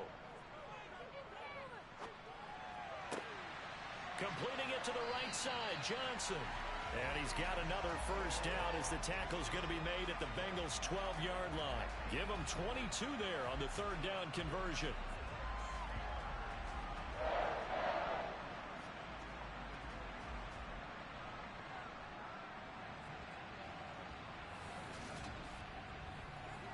From down at the 12, it's 1st and 10.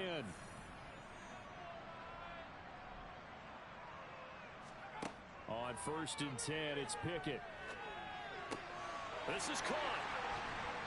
And in for the Steelers' touchdown. Deontay Johnson. A 12-yard touchdown grab. And the Steelers have got it back to within a score. The catch and the touchdown, they were the end result of a terrific route run by the receiver.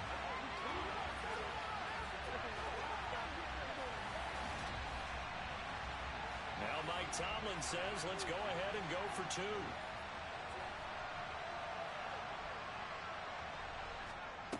Pickett will try to throw for this.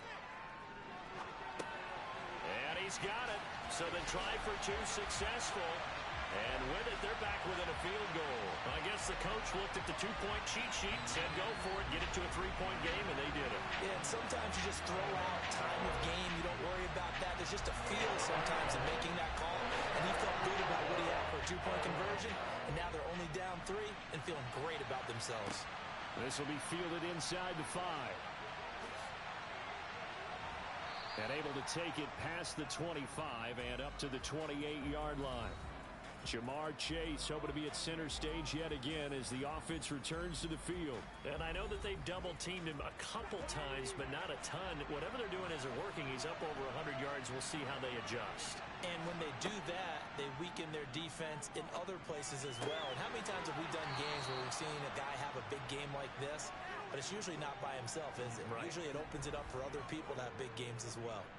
Solid way to start the drive. 13 yards, picking up the first. As they began this drive, I was wondering how they were going to attack since they're playing with the lead. Would they continue to try and push the ball downfield? Well, after one play, it appears that the answer is yes. They go play action here on first down. And this is caught right along the sideline. What a job of keeping the toes in bounds there. Give him 30 yards there. When they've needed a play this year, he's certainly been the guy to deliver it. As this season has gone on, he's been awfully consistent and sometimes spectacular.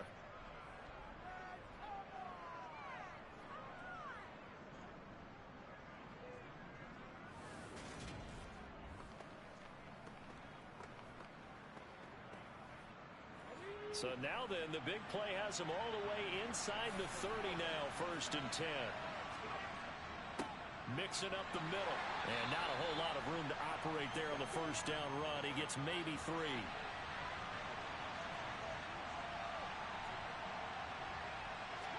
Here's a 2nd and 7. And that'll be off the mark, too far out in front, and it's incomplete. They head to the line facing a 3rd and 7 following the incompletion on 2nd down. They'll look to throw.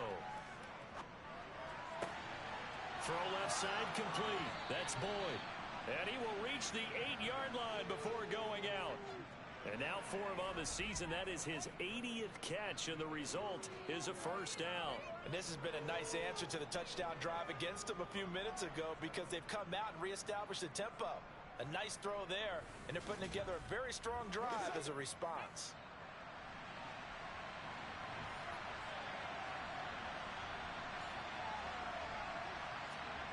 They're going to look to throw. Looking right sideline, but it's incomplete. Nothing on 1st down, so the ball remains at the 8-yard line, 2nd and goal. Inside handoff to Mixon. And they'll be driven back here, losing yardage to the 10-yard line. It'll go as a loss of a yard, and it'll set up 3rd down. And they're not going to get to the line to run another play. So we will switch ends as the 3rd quarter has come to a close. We'll return with more after this. This is the NFL, and it's on EA Sports. They'll look to throw on 3rd and goal. Flush, and he can't get rid of it. He's taken down. Alex Highsmith drops him for a loss of 14 yards, and it also brings up 4th down. Chalk that up as their first sack in this game, and they tallied 4 a week ago. And probably not as much exultation in that sack as what took us so long. Because when you get 4 the previous week, you're counting on continuing that momentum. They didn't get that done in the first half of the game. Let's see now if they start to bring even more exotic pressure towards the quarterback.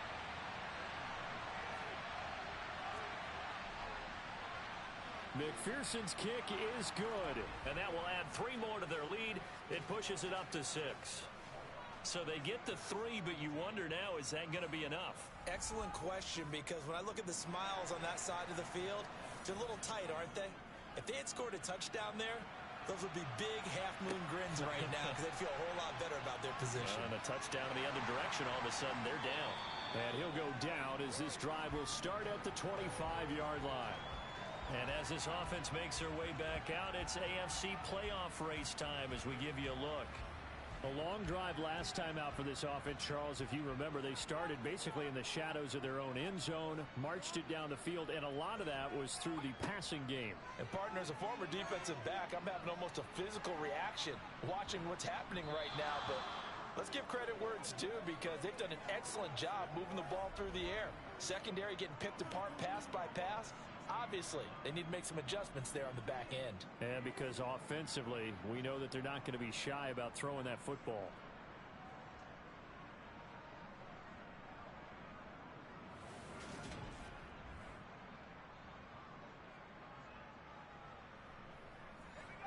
After the sack, it's 2nd and 19, and the road gets a bit tougher from here. Looking to throw, Pickett. He gets it to Thomas, and he's able to get up here to the 26. So the completion results there in 9 yards, and that brings up 3rd and a full 10 yards.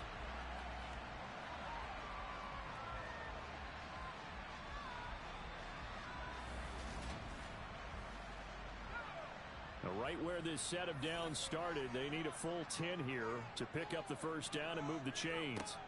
From the gun on 3rd down, Pickett.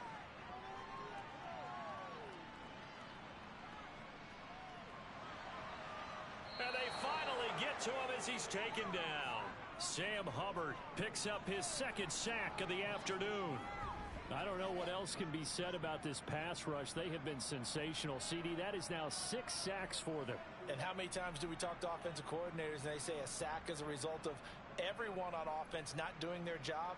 But let's be honest about this one. This is the offensive line unable to counter the pass rush. They've been teeing off all game long. The Steelers send out their punter now, standing about a yard deep in his own end zone. And this is away. It's a high kick, and he got all of it. On the return is Jones. A good return there. Call it 13 yards. And the Bengals will take over here, 1st and 10. And out now, here come the Bengals. They have the lead, obviously, late in the game. I guess the good news for them is if for some reason they would make a mistake, a field goal does the opposition no good. Everyone loves to have a little bit of a cushion, and that helps you immeasurably. But the bottom line is, do all the things that you're taught in order to close out the game. Don't even let that become an issue. Yeah, but still a one-possession game. This one not fully over yet. First play of the drive going for 14 and a 1st down. Well, how about this aggressive approach? Got the lead, 4th quarter, continuing to throw the football. Are you thinking about Super Bowl 51? Atlanta had the lead against New England, and they ended up giving it up? I was going to say don't say it, but you did say it. I did, didn't I? Yeah, anybody watching Atlanta, our apologies. From the midfield stripe, they'll look to throw. They'll set up the screen here to Mixon. And they'll get this down to around the 47-yard line. These two teams met in Cincinnati earlier in the year with the Bengals coming out on top. So if they can win here in Pittsburgh, they'd be able to claim the season sweep.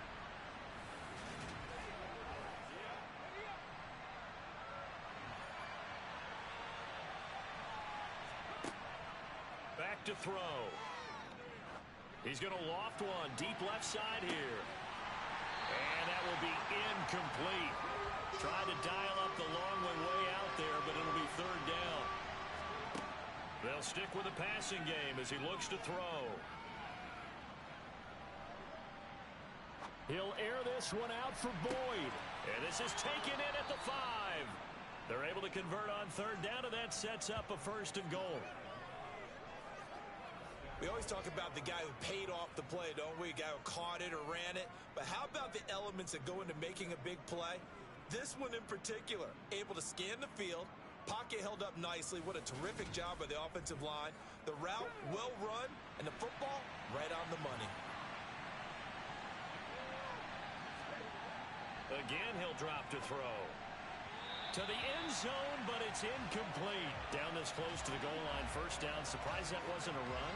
I am, and you know I'm old school. I want to run the ball on 1st down in this situation because 2nd down, that gives me that option of running play action and maybe throwing it.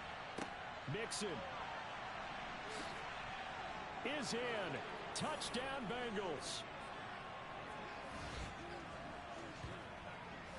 So the toss play effective, even down here near the goal line. Yeah, and you're hoping the defense commits too many men to stop the run in the middle of the field and that your blockers can gain a little bit of an advantage.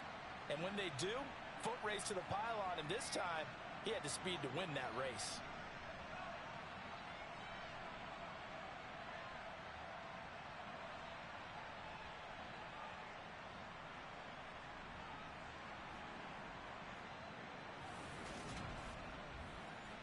So now the Bengals offense will stay out there as they'll decide to go for 2. They'll let Mixon try and run it in. And he got it on the touchdown run, but he won't get in here. He'll be stopped short, and they'll come up empty on the try for 2. Defensively, certainly not fooled there. Play started at the 2, and he was tackled at the 2.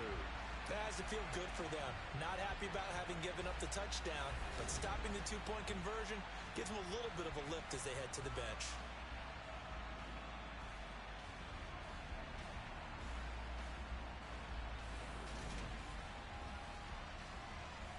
After the touchdown, McPherson on to kick this one away.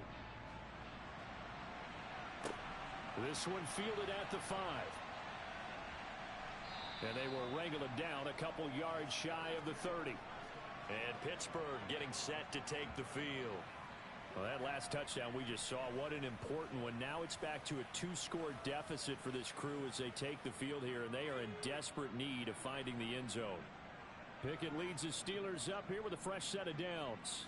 at their own 28-yard line. Harris will start the drive out. A pickup of about 3 yards as he's taken down at the 31. The last run got 3. Now here's 2nd and 7. Back to throw. Pickett. And this one taken in on the right sideline, but not in the field of play. They say it's incomplete. The throw led him a little too far. It brings up 3rd down. Now Pickett. Setting up the screen. Harris. And this play going to be stopped in its tracks at the 32, and obviously well short of the 1st down. They'll get only a yard out of that, and it'll bring up 4th down. Good reactions there defensively. That screen was a little slow in developing, and they shut that one down with little gain.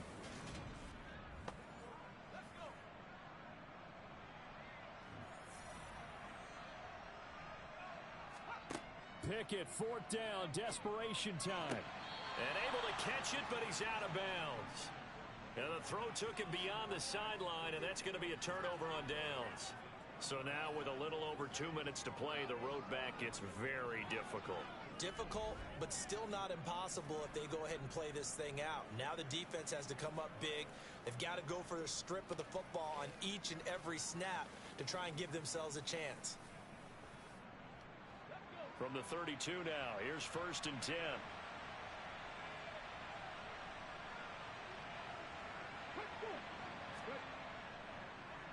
Here's a give to Mixon.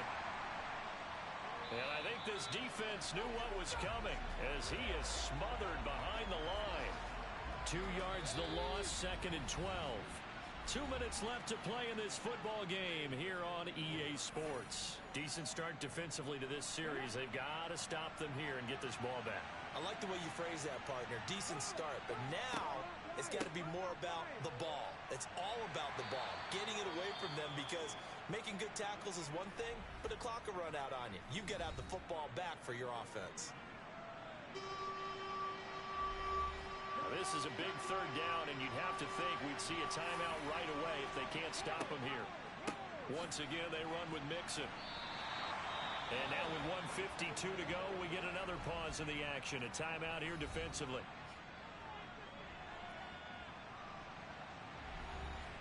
So on 4th down, on is Evan McPherson and the Bengal field goal unit. He was true on his first. This a tough one from 49 yards away. McPherson's kick is good. And that will extend their lead even further. So they settle for just the 3, but clearly right now anything helps trying to salt this one away in the 4th. Without a doubt, obviously a touchdown probably would have been the final nail to finish this thing off, but they still ate up time, got points. So while it's not mission accomplished, it's darn close. And it's a pretty good return here as he'll get this up to the 29.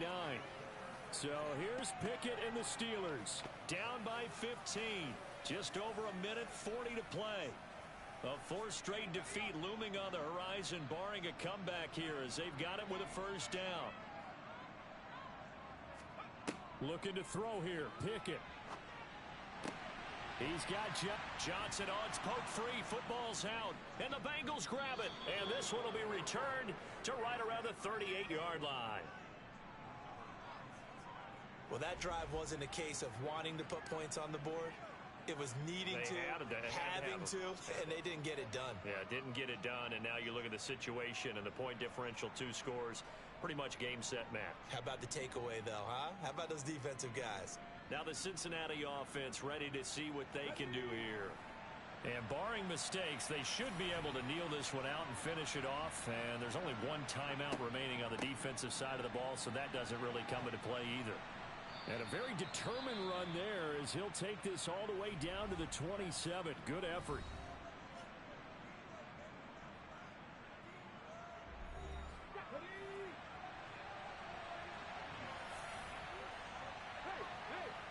And they take a knee.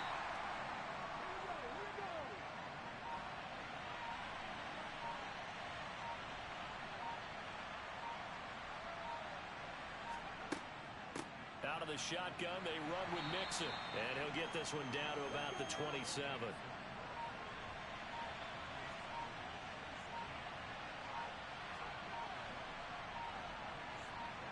So he'll take a knee here to wrap this one up, and he's going to want to keep that game ball. He was sensational. Well, CD, for the losing side, they had opportunities in this one, but big plays just didn't go their way, especially late, and they have to suffer the L here. It certainly felt like that takeaway, once it happened, it knocked the wind out of their sails, and they just couldn't get their equilibrium back. So for Cincinnati, a win here in Week 18 means they'll finish off the regular season at a very strong 12-5. And now they'll await the final seeding for the playoffs ahead. Meanwhile, for the Steelers, they wanted desperately to finish above 500, but that will not happen, as it is an 8-9 season in the end. And they can take solace in the fact that this team never quit all the way to the end.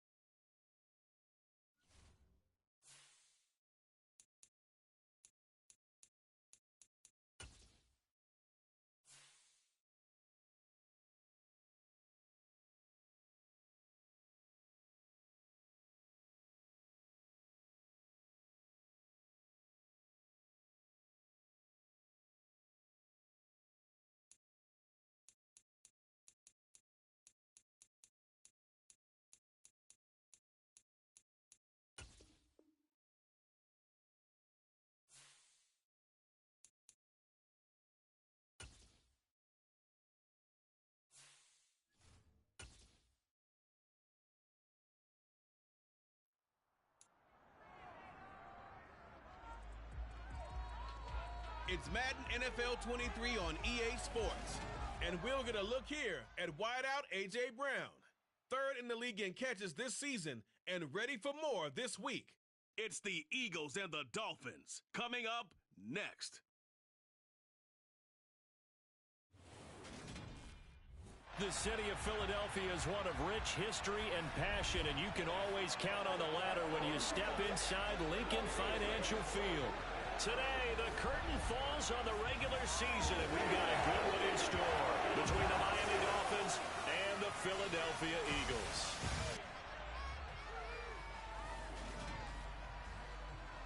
With Charles Davis, I'm Brandon Gaudin. And Charles, you take a look at the Eagles. They know coming in they've got to be at their best because they're facing one of the better overall defenses in the NFL. And this is not one of the better offenses around in terms of running the football. So they understand that they're going to be put to the test a bit. The big plays in the run game, they haven't been there of late. So maybe that means we'll see them shake things up a little bit. Some RPOs, some touch passes, some draw plays, anything to try and gain a little bit of momentum.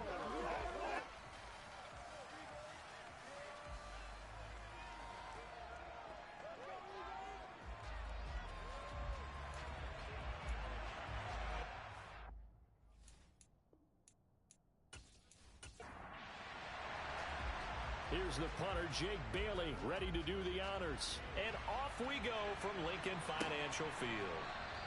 And the opening kickoff will not be returned as that will be a touchback. Philly's offense getting ready, and Jalen Hurts ready to lead them. The second-round pick who started his career at Alabama, then finished with an electric senior season at Oklahoma. That was a solid performance last week, wasn't it? 2 touchdowns, no interceptions, ran the team well, won the ball game. Bottom line, may not have been earth-shattering, but it didn't need to be. And they'll come out with a 3 tight end look on the first play of the drive. They'll start on the ground with Swift. And this will be a gain of 5 as he gets it to the 30. Ball on the 30. They'll come up with a 2nd and 5. Hurts sets up to throw it. He'll get this one complete. That's A.J. Brown. And they'll get it up just short of the 45 at the 44. Hurts connecting there with Brown for the Eagles first. I don't care who you put on him. He's going to be a handful in one-on-one throws. Yeah, right now you're right. They're in man-to-man. Maybe need some safety help. I would say that'd be a good idea. Double team him somehow. I'm going to have to make someone else beat me rather than let him shred my defense.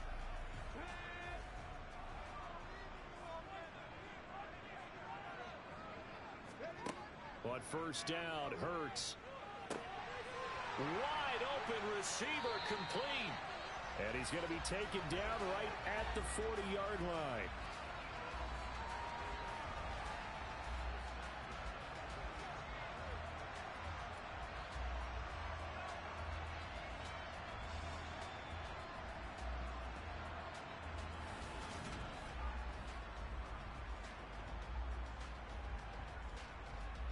So now 1st and 10 as they've crossed into Miami territory right at the 40.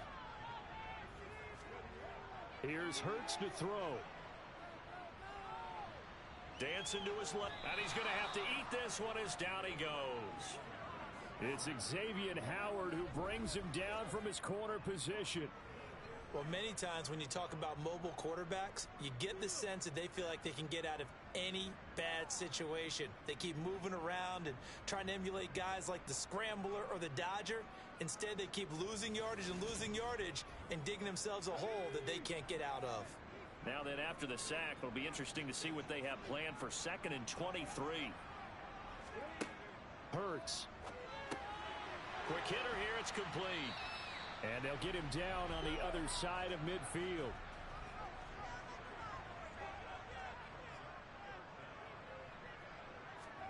Now on 3rd and long, they'll look to throw.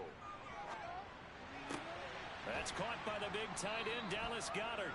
And he's got this down a yard or 2 shy of the 40 before he's out of bounds.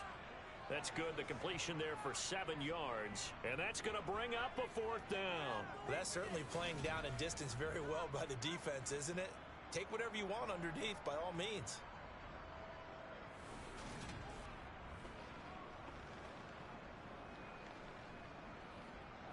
Here's Jake Elliott. Career long, by the way, for him, 61 yards.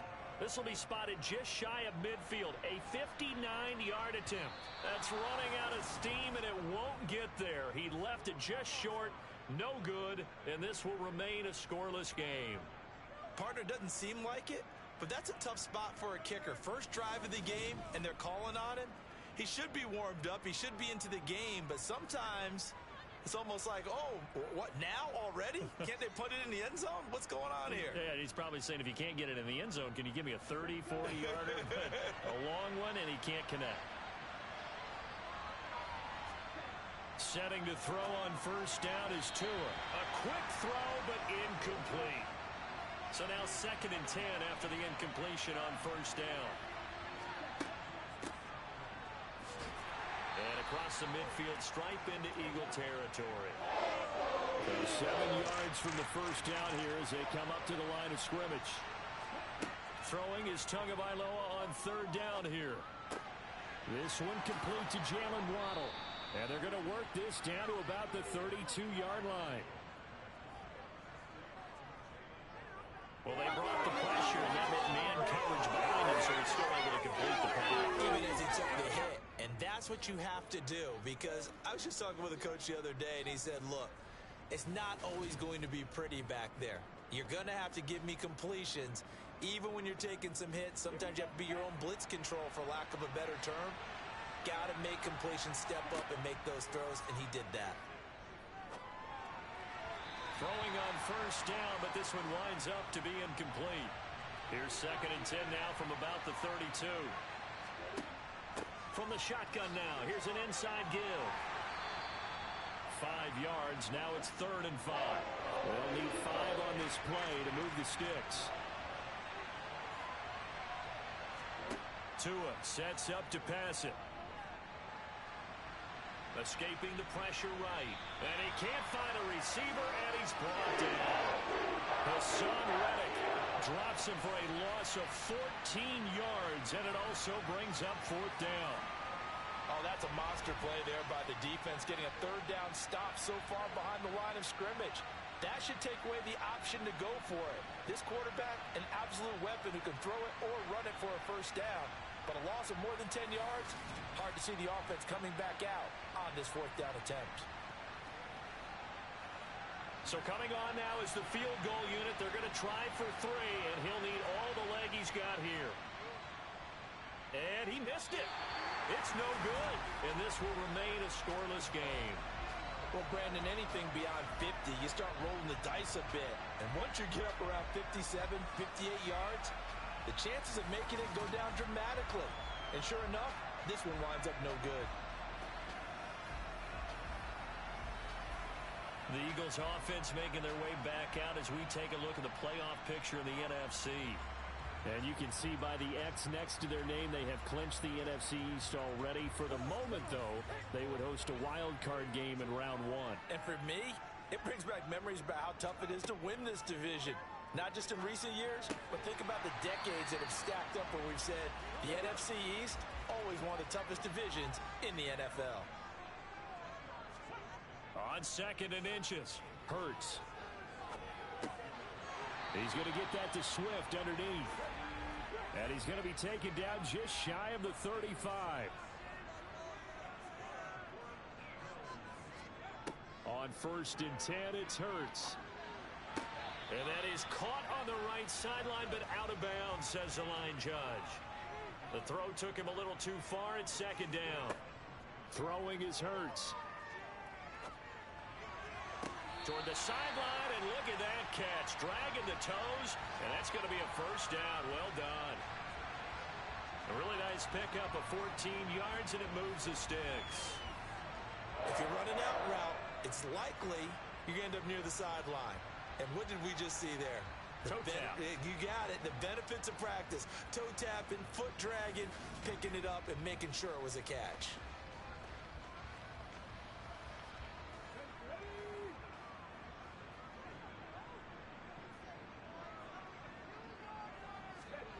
They'll throw on first down with Hurts. Flush to his right. Dances by him. And he'll head out of bounds inside the 10. Mark him down at the 9. Good coverage downfield led to him taking off, picking up the first down on a 13-yard run. Partner, the good ones have a clock running in their head, okay? Because it says something like this. I've got this many seconds to find a target. After that, I have to tuck it and try and get some yardage on this first down snap. He doesn't just get some yards, though. He gets a big gain, and he'll come right back with another 1st and 10. They'll try and run for it on 1st and goal. And he is into the end zone. Touchdown, Philadelphia. His 3rd rushing touchdown on the year and 4th overall. And the Eagles get the upper hand as they're on the board first here this afternoon. I know the play ends up in the a big, massive...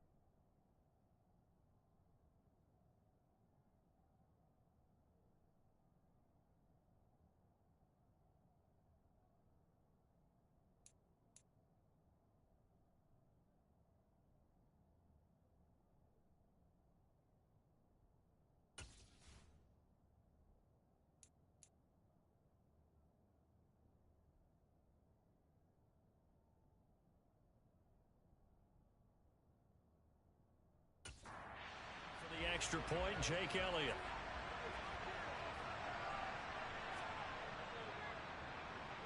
He's got it, and the Eagles lead at 7-zip. So the drive there took 6 plays and a 9-yard run on the end of it. Now after the touchdown, here's Elliott on to kick it away.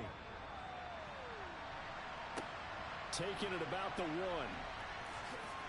And he had no room to run as he's tackled down inside the 20. So Miami coming out for their second drive. You know, in our research packet this week, prepping for the game, so many articles from the local beat writer about the offensive struggles of this team and what will they do this offseason. What do you think they'll do? Well, number one, they'll turn to their self-scouting report. And every team that's any good does this. They have outside groups. Check out their team, scout them, and tell you who can play, who can't play, and reasons why. Some of it may just be health. They have to get some guys healthy and back out on the field. But overall, evaluate this squad and make the changes that you need to. After 7-0 on EA Sports. It's Dolphins football here as we begin the second quarter. So 1st and 10 now from the 30. Tua now on 1st down.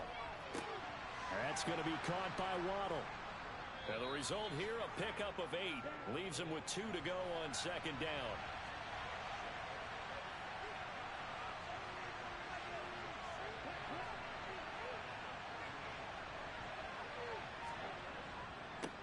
On second down, they'll run it here. 4 yards the pickup, first down. The Dolphins come into this one still undefeated despite the 1 tie. They come in losers of 2 straight, so try to turn things around here.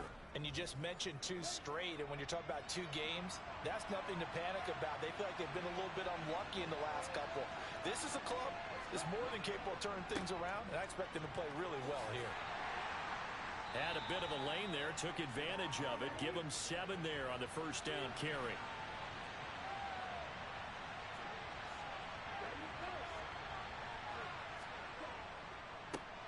One back in the backfield, he'll get the carry.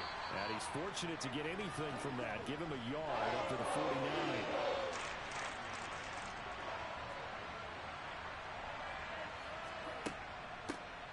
From the gun, they'll try to run it. And he's got the first down before being taken down at the 46. They get 6 on the pickup there as the drive will continue. That right there, a good sign for a team that's had trouble converting third down so far this year. They're in the bottom 5 in the NFL, but they come through there. Yeah, and I bet if we put our guy Marvin on the case and say, Marvin, tell us where they rank on 3rd and what, right? I bet they're in the top 5 in the league on 3rd and 5, 3rd and 6, 3rd and 7 or more, because that's how you end up not converting. Just too much yardage to pick up on 3rd down. Now they'll throw with Tagovailoa. That one complete to Hill. And a tackle going to be made at the 38. From the 38, Tua. Throwing for his running back, and he's got it complete. And they're going to get this down near the 35-yard line. The Saints did a nice job spreading the ball around on this drive. This time he gets it out to his back, and it's another nice play and another first down. They've got the defense on their heels a little bit. They're reacting. Eagle pressure, too much this time. Down he goes. That one will set him back nearly 10 yards here on first down on the sack. He was still looking through his progressions and going through his receiver options, and while he was doing that, the defense got to him quickly in the pocket. And it was a great example of zone coverage. Well executed, well coordinated. All the receivers were covered, and he couldn't evade the rush back in the pocket.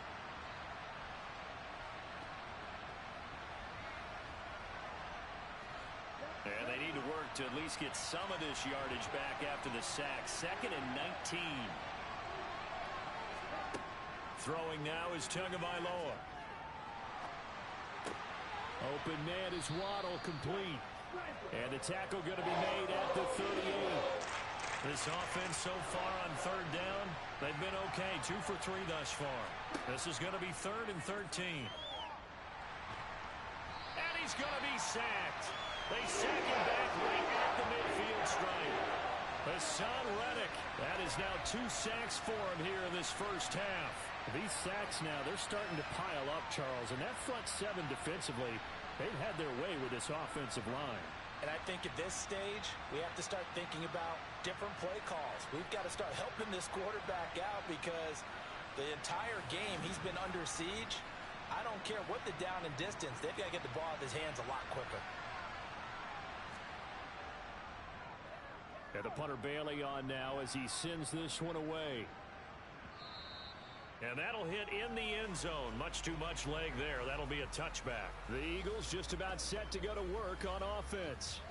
Things progressing to plan so far. Their defense has been solid, and they've got themselves a 7-0 lead after the touchdown the last time they had the ball. And this is no time to even think about, hey, are we going to milk the clock? Hey, are we just going to do ball control?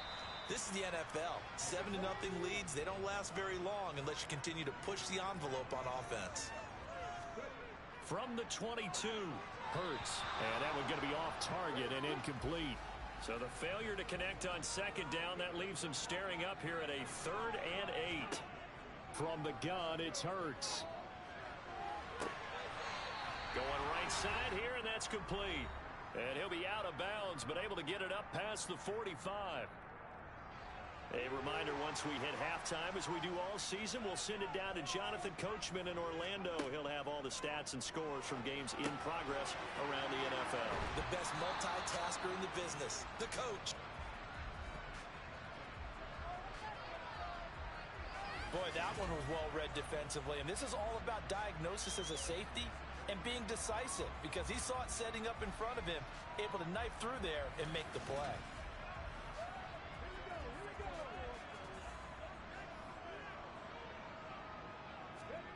From just shy of midfield, Hurts. And a quick throw here, that's complete. And they'll get this just to the 47, 1-yard gain. Throwing from the gun, it's Hurts. He's going to find his running back. It's complete. And he's got another first down as he's brought down at the Dolphins' 32-yard line.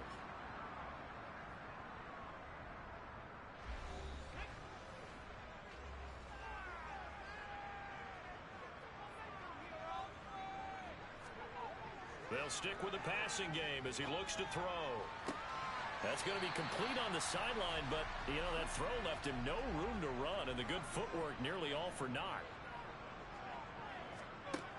Looking to throw again on second down. Hurts, and his throw's going to be incomplete. And they'll be in search of 6 yards here on third down. This is now the 9th play of the drive. And he comes back with one complete. Now the Dolphins going to burn the first of their timeouts as the clock stops here with 46 seconds remaining in the first half.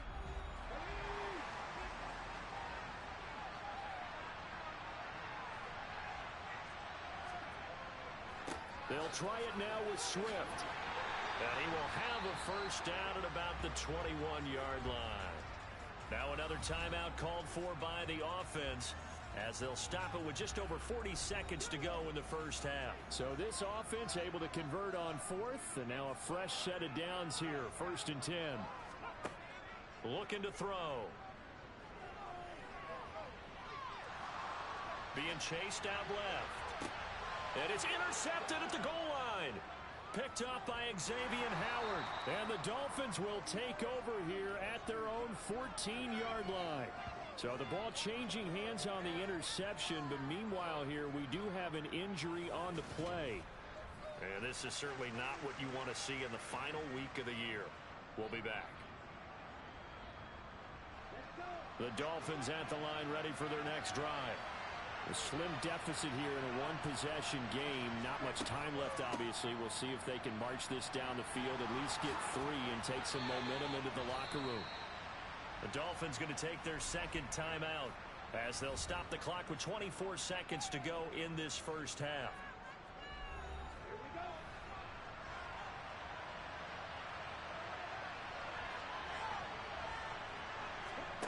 On first down, Tagovailoa. And going deep for Hill. It got his man complete. And they're going to move it down to inside the 25. Now a timeout signaled for, and they'll get it with 10 seconds to go before halftime. So even though it's first down, here's the field goal unit on now to try to get 3 before halftime. From the left hash, this will be a 41-yarder. And this will be off the right upright, but he banks it in. A high degree of difficulty there, but he gets it to go. And they are on the board, but still trailing. It's 7-3. So he needed a little assist from his friend the right upright, but 3 points all the same. Yeah, he's a right-footed kicker. Normally, you don't mess with the right upright as a right-footed kicker, right? You're trying to bring it back right to left. But in this case, he got the assist. Right was right. So time perhaps for one final kneel down before they take this lead to the locker room. And with time running down, they go down to a knee. So we've reached halftime here in a 4-point game. As we'll send you down the coast now to Orlando, that's where we find Jonathan Coachman, ready with our EA Sports Halftime Report. Coach. All right, Brandon, thanks very much. It's all down to this. Week 18 of the NFL regular season. Lots to be decided, so let's get right to it.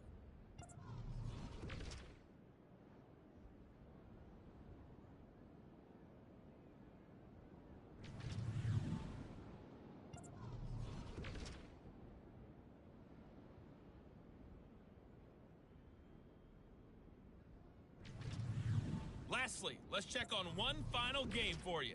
And you can see they are scoreless as they play the second quarter.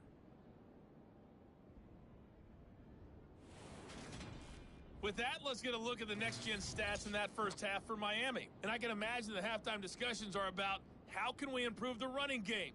They have not had success so far, and it's reflected on the scoreboard. Meanwhile, for the Eagles, you get a look at what they were able to do throwing the football.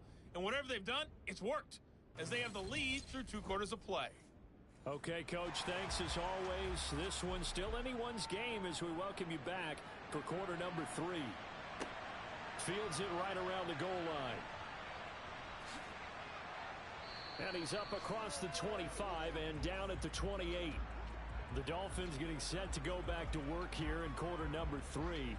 Charles, it'll be interesting to see what adjustments this offense made in the locker room. Haven't really been able to get anything going offensively. Virtually nothing in the ground attack either. So certainly something has to change here in quarter 3. And I'm pretty sure their friends from the defensive side of the ball told them exactly that, because those guys, the stop troops, they've been playing pretty well. They've kept them around in this game. Now they got some time. The running game struggled in the first half. Opposition knows how to focus on defending the pass here. They've got to re-energize that ground game and maybe open things up for a comeback here in this half.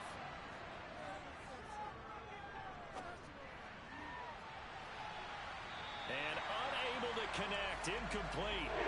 I'll give them credit. They took their shot, but it's going to bring up 4th down. And he'll get this away into the icy winter air. And that one hits at the 7, but bounds into the end zone, and that'll be a touchback. So here are the Eagles now as they get set for their first possession of the second half. Their defense has done the job. Now it's the offense's turn as they've got it 1st and 10. On the ground, it's Swift to start the drive. And he finds a little bit of room, enough for 4 yards. It'll be 2nd down.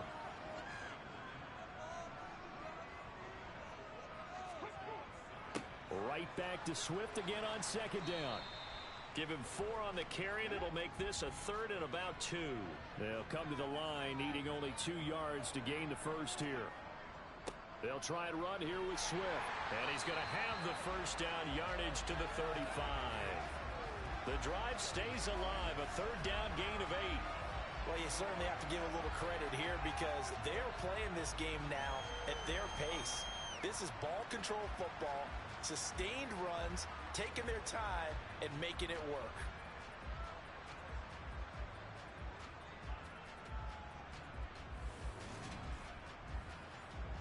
Ball up to the 35 now as they come up on 1st and 10.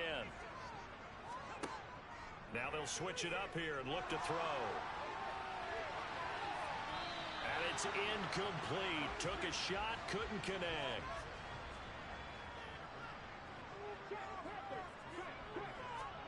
Off the play fake, here's Hurts. And this is caught. It's Brown. He's got room at the 30. And he is out of bounds, but not before he's inside the 30. Boy, he ran free there after the catch as that winds up going for 38. And boy, CD, it's one thing to watch a great run, but when it's a great run with broken contact, it's like a cherry on top. That was a nice play. Yeah, and that's a run born out of ferociousness. He took on that initial contact and in his mind just screamed, "Out of my way," and kept right on going and wound up turning it into a big play. And he's going to go down here, a sack. They push him back to the 34. Jalen Phillips. It'll go as a loss of about 8 as he gets in there to drop him. I know there'll be a little bit of criticism there because they went right back to the air after the huge pickup and end up getting sacked. That's often a play that you make. You feel like you've got momentum on your side. Unfortunately, the O-line failed to hold up to try to keep that momentum going. So 2nd and long, and got to be careful not to fall out of field goal range. Another try after the first down sack. Hurts. And this will be caught by Brown. And he's brought down inside the 20 at the 18-yard line. That's a good bounce-back play right there after taking a sack on 1st down. Didn't quite get it to the marker, but now they're in a much better spot for a 3rd and short yardage call. If you're the offensive coordinator, you like looking at that section a heck of a lot better than trying to figure out third and long. Now a third down throw, but it misses the target, incomplete. Going with their tight end on fourth. And brought down, but not before they get it inside the 10 to the 7. It's first and goal after they rip off a solid chunk of yardage in the ground game on a risky fourth down call. They were certainly in field goal range, opted to go for it. Hey, they were able to pick it up. Yeah, you're exactly right about that, but look at it this way. The kicker had missed one before, so they decided to stay out and go for it, and it worked. But now, just one missed field goal and you're not trusting him? He'll be visiting a team psychiatrist this week because he's going to want some answers about why they wouldn't put him back out on the field. And he's able to get it down to the 2-yard line.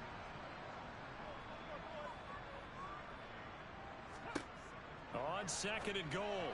Hurts toward the end zone, but that's going to wind up incomplete. Now we got third and goal coming up, and couldn't you imagine being in that huddle, partner? You know they're looking at each other saying, we can't come away with just 3 points after this drive. Yeah, they've covered a lot of ground. They want more than that 3. Penny diving for the end zone, and he'll get there. Touchdown.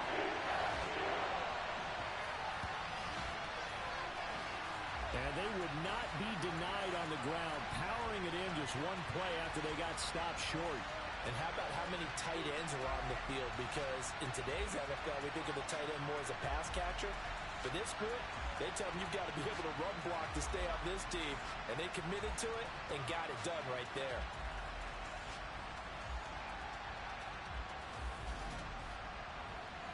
Elliott on for the extra point.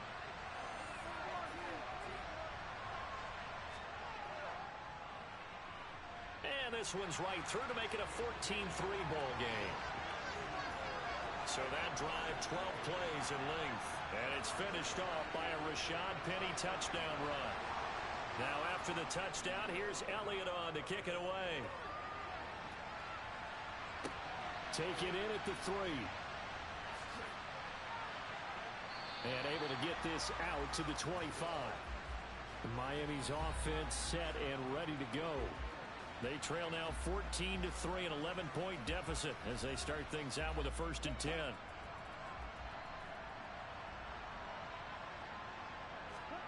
Going to the air, Tagovailoa. Sideline throw, it's complete. And a nice job there of keeping the toes inbounds. From the 29, Tua. And this one taken in on the right sideline, but not in the field of play. They say it's incomplete. The throw led him a little too far. It brings up 3rd down. Looking to pass. Tua. Got a man. It's Waddle, complete. And he'll be out of bounds, but able to get it up past the 45. Right about 20 yards on the pickup. Officially, they'll say it's going to go for 19. That's a pretty throw right there. That ball's in the air a long time, but it's right on the money on the right sideline. A really good route. Moving the defenders towards the middle of the field before breaking to the sideline. What a completion there. Big-time arm strength. Very nice route.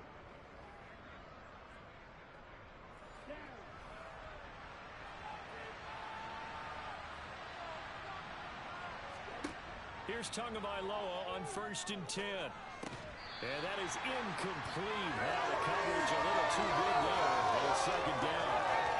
The passing windows are just not there. That's just another example of how great this defense has been all game long. And that's exactly what a top 10 defense can do. They can really change the game tempo and frustrate. To a hit, and the ball is out. And it's picked up by the Eagles. And they get the football. They'll set up shop at their own 49-yard line.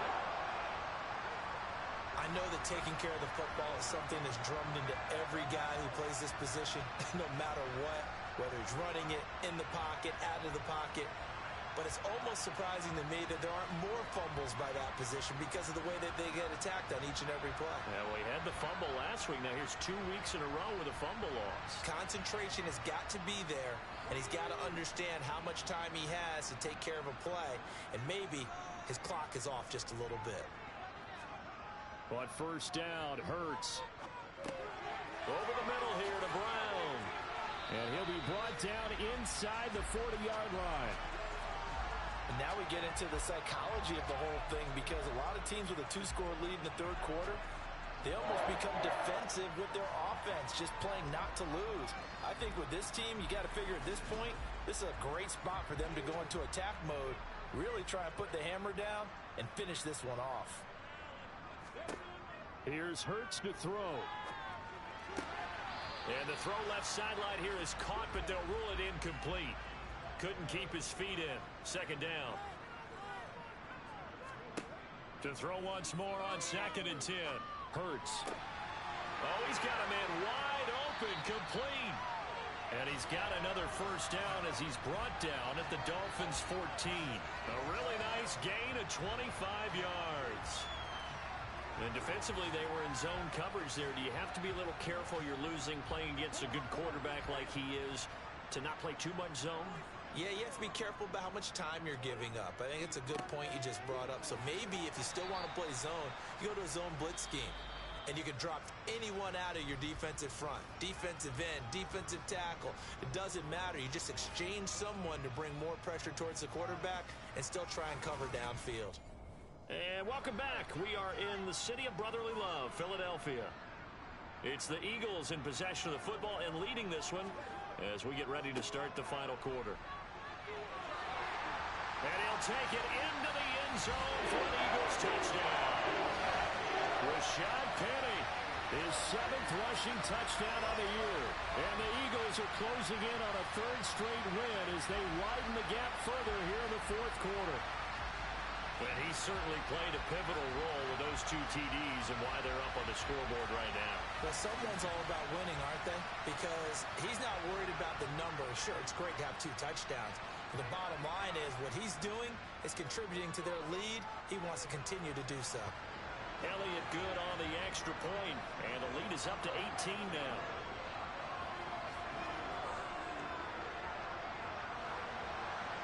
Now after the touchdown, here's Elliott on to kick it away. Benogany elects not to return it. The football will come out to the 25-yard line. Out comes the Miami offensive unit now. They get set to take over. And they unfortunately are staring at a mini losing streak developing, trailing here in the 4th quarter. This would be their 3rd straight defeat. Over the middle and complete to Waddle. And he's going to get a good gain of 9 here up to the 34. Maybe a good spot to take a shot. Here's 2nd and a yard from the 34. On play action, here's Tua. Out route, he finds his man. It's Jones. And he'll take this to the other side of midfield before going out of bounds. Setting to throw on first down is Tua. Now they go screen. It's complete.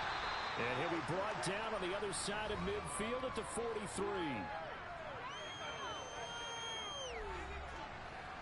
Second and 6. No, scratch that. 2nd and 7. Now Tua. He'll find Hodgins there complete. And he'll be brought down inside the 40-yard line.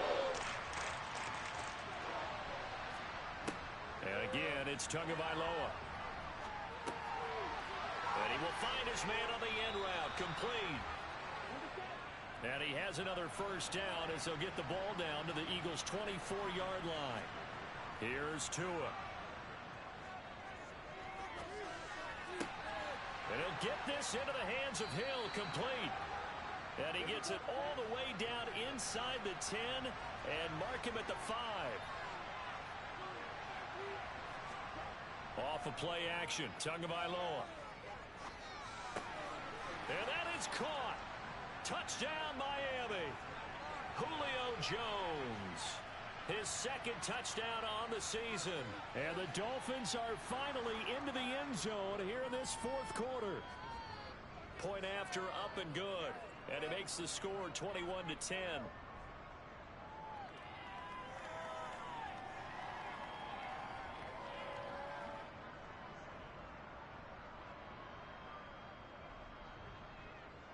Bailey now to kick it away after the touchdown. From a couple yards deep, he'll bring it out of the end zone. Now Philadelphia ready to get going on offense again. This game was really a tussle, seemed like just a moment ago, and now they've got the momentum. A couple of scores on their last pair of drives, and a 2-score lead. I think here now you go conservative, right? Run the football, work the clock. You know, I usually agree with you, but I'm going after him right here. I'm going to put this bad boy away. I wouldn't be afraid to throw it. They've got all the confidence, all the momentum on their side. Go ahead and take your dagger shots and try and finish this one off. I disagree vehemently. I say run the football. You've got the lead. Well, let's watch it and find out who's right. Nice rhythm throw there on first down. He located his tight end, made it a nice, easy pitch and catch. Hoping he can break a tackle or two. Wasn't able to do that there, but still good yardage. Now a nice throw here right side. He hauls it in. And able to get this one across the 45 before he's brought down. They call his number again. It's his 6th catch and a first down. When you have someone throwing it that well, that confidently, you don't have to call the game in fear at all, do you? You just go ahead and play. Yep, confidence with a lead to throw it here in the 4th, and boom, he's on the money. Yeah, you don't have to tuck your head in and go like turtle at this point. You can just go ahead and play. On 1st and 10, it's Hurts. Got his man complete over the middle. That's Brown. And he'll be tackled on the other side of midfield at the 46-yard line. Clock continuing to run. They'll probably wind this all the way before snapping it on 2nd down. They will run straight ahead with Swift. And he'll get it inside the 40 to the 39. And hold on here, because on that last run, it looks like we have a player who was shaken up. Well, week 18, this is just when you hope everybody can get through the regular season healthy, but the medical staff is going to have to take a look here, and we'll step aside. So from the 39 now, they'll come up on a 1st and 10. They keep it on the ground. This time it's Penny. And they'll get him down after a pickup of 8, 2nd and 2.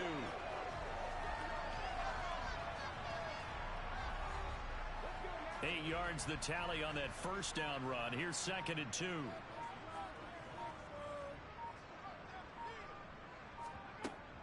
On the option to give to Swift here.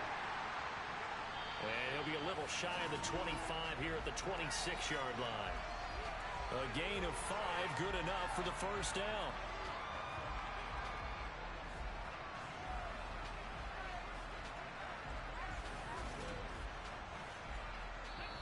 Two minutes left to play in this football game here on EA Sports. So it's Eagle football here as we get you reset. And no doubt what they're looking to do is just salt away the final couple of minutes and escape with a win. And he gets it all the way down inside the 10 and mark him at the 5. And whistles, and we're going to have another stoppage of play as they call the timeout on defense with 1:53 left. A good chance now to put this game on ice. This is 1st and goal. Here's Swift. And he'll get this one back to the 5-yard line, but no further than that. The Dolphins going to take their 2nd timeout as they'll head to the sideline and talk over what to do next.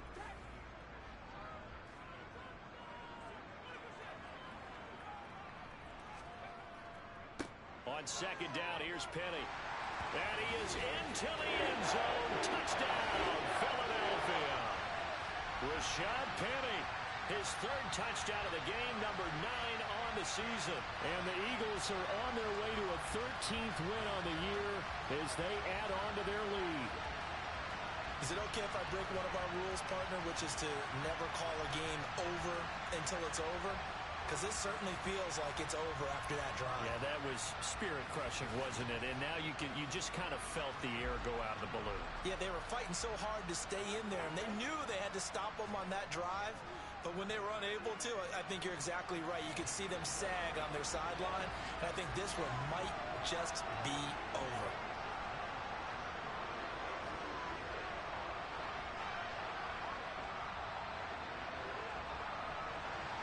Now after the touchdown, here's Elliott on to kick it away. Taking it about the 1. And a decent return out to the 27-yard line. Miami set to take over. We certainly had a sense coming in here that these guys were in for a tough one on the road. That has been how this ball game is played out. They trail big as we continue on now here in this fourth quarter. 2 and now on first down. Man open, here is Jones. And he'll be taken down, but not before they work it across midfield. They fake the handoff, now Tua. And that one complete to Hodgins. And they'll wind up getting this one all the way down inside the 20. From the red zone now, they'll look to throw. And he's got his man in stride, complete. And the Dolphins are going to have a first and goal as he'll be taken down at the 7-yard line. He's got it. Touchdown, Dolphins. Isaiah Hodgins. A 7-yard touchdown grab. And the Dolphins have got it back to a 2-score game here in the fourth. Extra point right down the middle. And the lead is down to 11 at 28-17. So time definitely not in their favor. Down 2 scores, but they'll try the onside kick.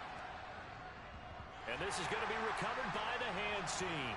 And that should just about put a capper on this one. They knew they needed a miracle. They had to have that onside kick. They didn't get it. Well, as we knew, even before they put the toe to the leather on that one, their chances of getting that done, slim and none. And I do believe we saw Slim just leave the door, didn't we? We did indeed. I think we're down to none. The Eagles offense now gets set to head back onto the field. And this one all over but the shouting, you might say. Now, there's one timeout remaining defensively, but probably no real need to use it here. Yeah, the only time they would use it, strictly for pride. Now the Dolphins will use the last of their timeouts as the clock stops with 23 seconds to go in the game.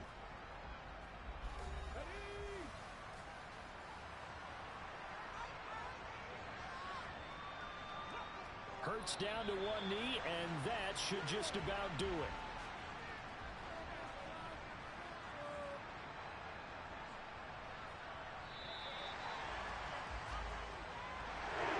Well, this was a very close ball game at halftime, Charles, but in the second half, that offense kind of kicked things into another gear, and they were able to pull away for the victory. And Brandon, I think they're the type of team that just looked in the mirror and said, hey, ton of pressure on, but we're the type of team that can flat out handle it.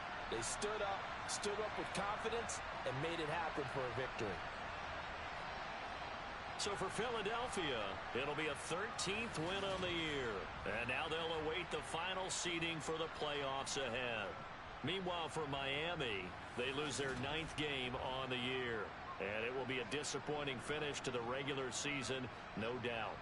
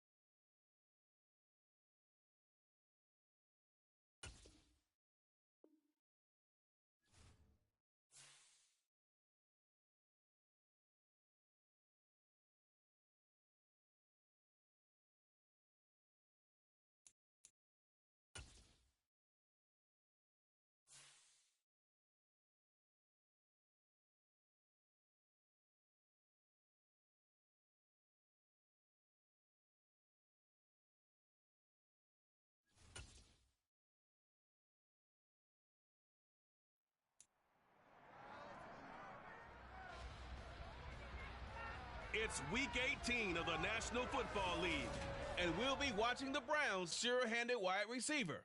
He comes in second in the NFL in touchdown receptions. It's the Browns and the Texans, and it's coming right up on EA Sports. We come at you from the shores of Lake Erie. EA Sports has the coverage of the NFL from First Energy Stadium here in Cleveland, Ohio. Today, the curtain falls on the regular season, and we've got a good one in store between the Houston Texans and the Cleveland Browns. I'm Brandon Gaudin. He's Charles Davis. Full disclosure, we both have mittens. We both have coats on up here in the booth. This one, it's going to be interesting. I've got the long johns, the socks, the boots, you name it. You know me in cold weather, we don't get along all that well. But these games are always interesting because you never know how it's going to play out. One slip, someone's going for 80 yards, and you can lose a game.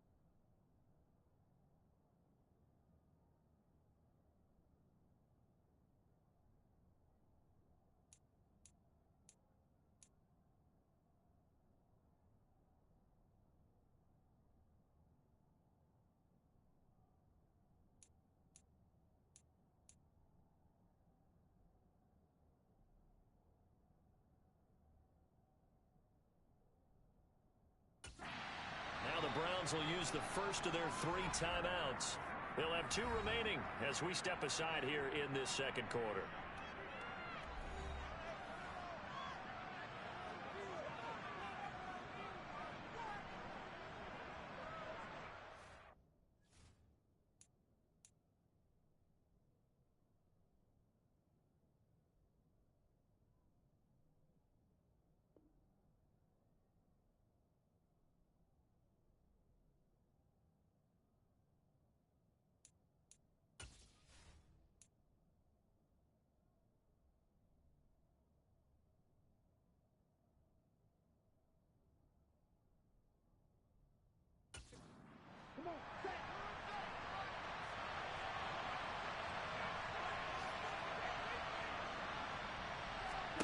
Stroud on 3rd down now.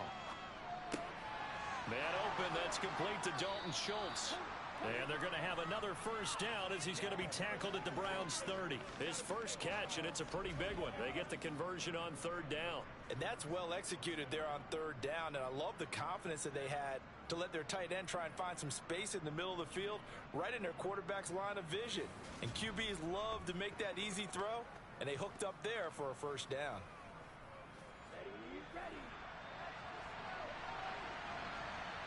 We've hit the 2-minute mark of the second quarter, 14-7. Coming up at halftime, I'll go from one personality, that's you, Charles Davis, to another one in Orlando, the coach.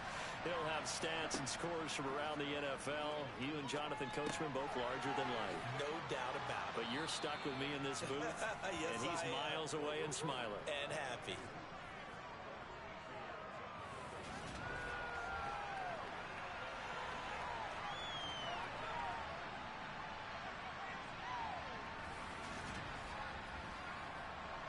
Second and 2. The second down throw now from Stroud. Looking left side, and he's got a man. That's Schultz. And he'll go out of bounds in the red zone just inside the 20. That good for 6 as they keep this drive right on rolling. And the tight end is certainly a position built to move the chains because they can control space underneath. If they've got good hands, then, of course, they're a dynamic target. But one other thing is they're right in the sight lines of a quarterback on just about every play. And that makes it easier for the quarterback to pick him out and deliver. Now a throw to the end zone on first down, but it winds up incomplete. Stroud will look to throw once more. Wide open receiver complete. And the Texans are going to be set up with a 1st and goal on a pass play that moves them all the way down to the 1. I think you have to be saying to himself, here we go, 900th touchdown. Remember, he just did the tip of the ball across the plane. It's not going to get there, but they're going to be set up in great shape with 1st and goal.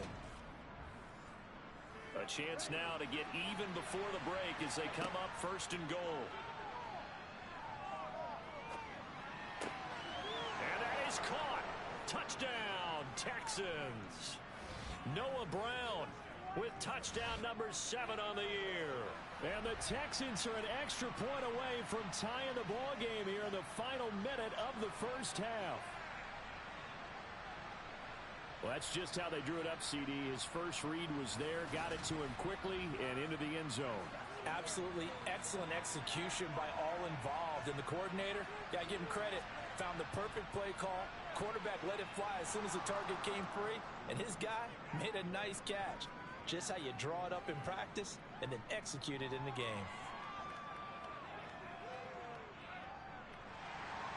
This one tied at 14 now as he sends this one away. Fields it right around the goal line. Oh, a good return up past the 30. A solid return, pretty good field position. They'll start at the 32. The Browns now going to take over late in this first half.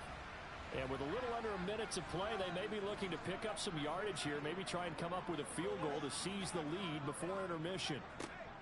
They'll try and start this drive in the air. And he's got it. Got his man on the end route. Complete.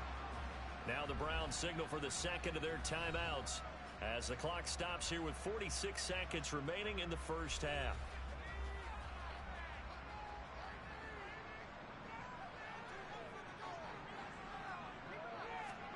Second and 3. This is the tight end, Njoku.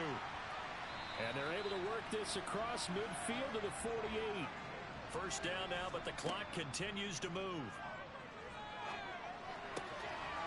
And he's got his man on the out route. And he is out of bounds, but not before he's inside the 30. They'll look to throw again. Firing quickly here, and that's complete. And he'll go out of bounds in the red zone just inside the 20. Another nice gain. That's now 30 yards between those last 2 plays. In so many ways, throwing the hitch route is actually one of the safer things an offense can do. Get the ball out to the receiver as fast as possible, hope he's got man-to-man coverage, and hope that his athleticism wins on the perimeter. They set up the screen to Chubb. Now a timeout signaled for, and they'll get it with 10 seconds to go before halftime. Not what they had in mind there. That's going to go as a loss of 4. So on second down, the field goal unit is on here as they try to get 3 before half. From the right hash, it's a 38-yard attempt. York able to send this one through, and they take a 17-14 lead. Well, in a close game like this, obviously you want the touchdown, but certainly they will take the 3. And they'll be okay with that, but let's throw a little credit to the defense as well. And I'm just glad this doesn't come down to a debate, right? Which side won, partner? Because the defense, hey, we didn't give up a touchdown. The offense, hey, we put 3 on the board.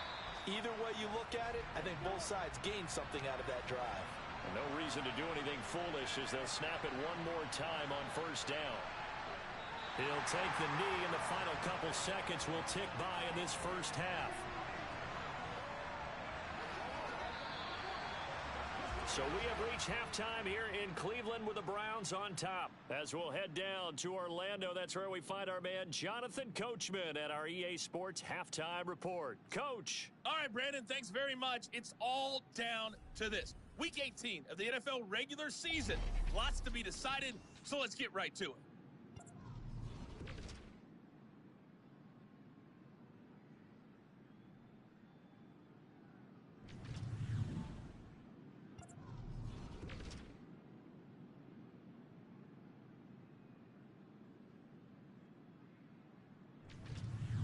Lastly, let's check on one final game for you. And you can see they are scoreless as they play the second quarter.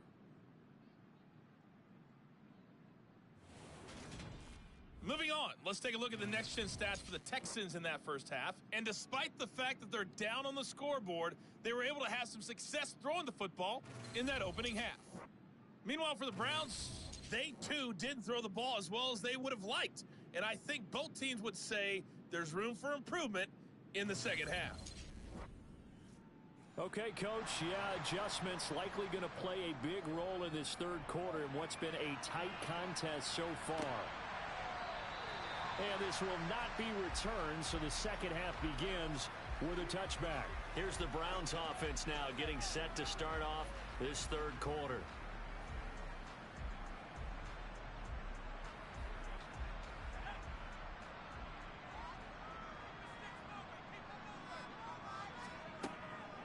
Second half begins with a carry by Mitchell. And this will be a gain of 5 as he gets it to the 30. Ball on the 30. They'll come up with a 2nd and 5. Back to the ground. This time it's Chubb. And he'll be brought down shy of the 40 at the 38-yard line. That one a first down pickup of 8. Getting had a ton of success here so far, but you get the feeling that he might be on the verge of popping one. Yeah, even on that one, there was a little bit of a hole, but it closed there quickly at the end.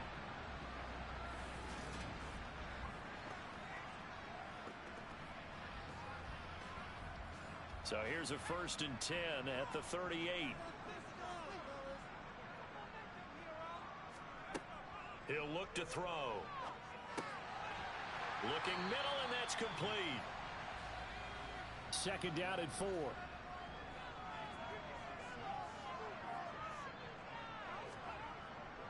He'll drop to throw. Got him. And now the ball's out. Fumble near midfield. And while all of that was going on, we have an injured player out there in need of some attention. Now, this is just the last thing you want to see in the final week of the regular season. Well, I hope he's okay. We'll step aside and be right back. So they recover their own fumble. Now they face 3rd and short. They'll run for it. Here's Chubb. And he'll work it across midfield inside the 45. 44 yards rushing for him now on what was his 10th carry of the ball game. We don't talk about it very often, but sometimes there's a dip in intensity when you start the second half, which can manifest itself in some sloppy tackling. And how about right there? He ran right through that weak tackle attempt.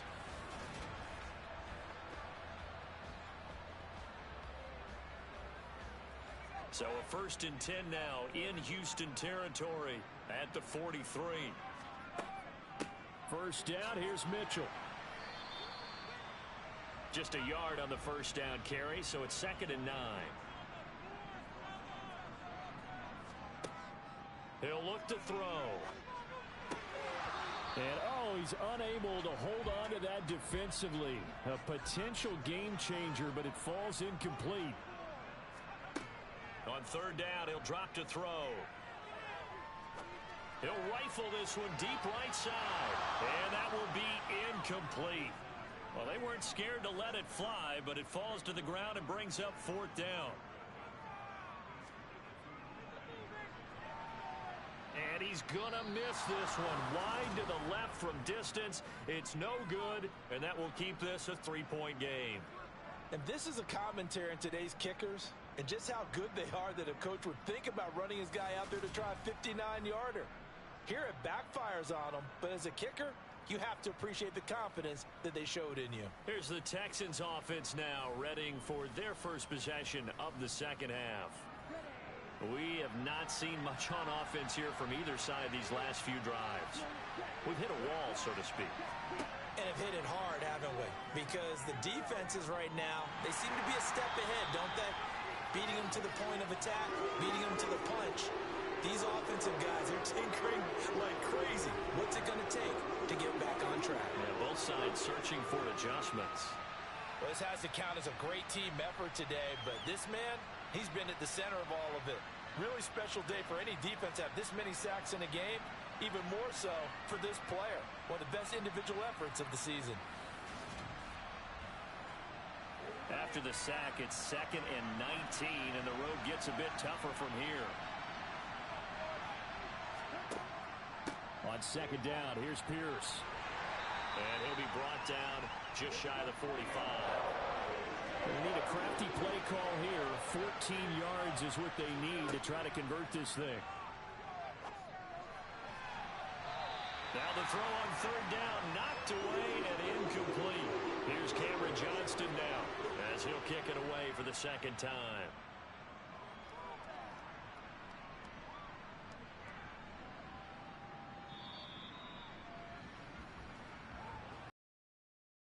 Back onto the field.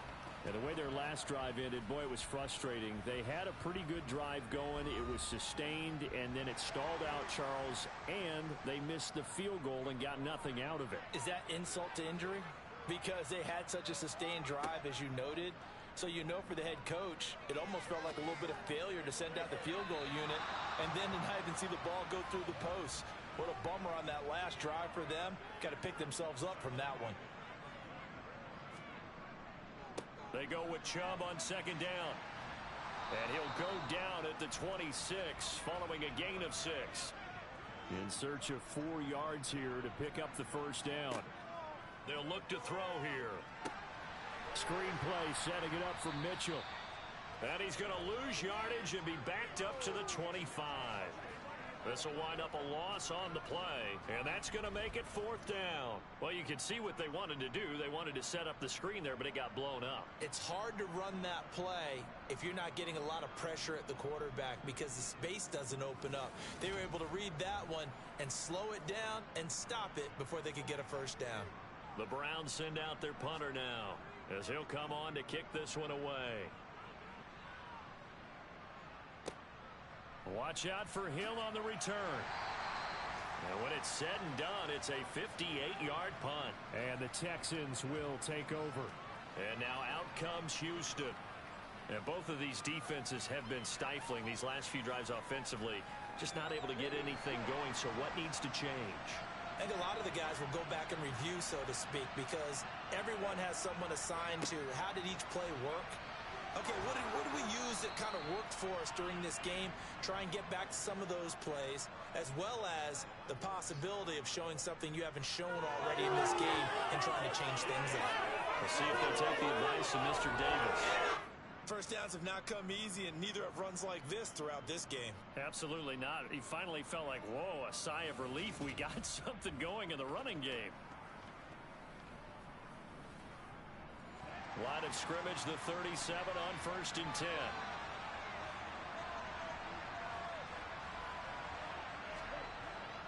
First down, they go right back to Pierce. And getting this just shy of midfield, they'll spot it at the 49.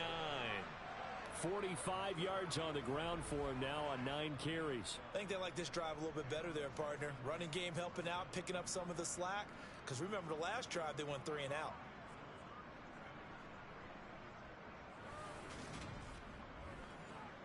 Back-to-back good plays have them on the move on 1st down.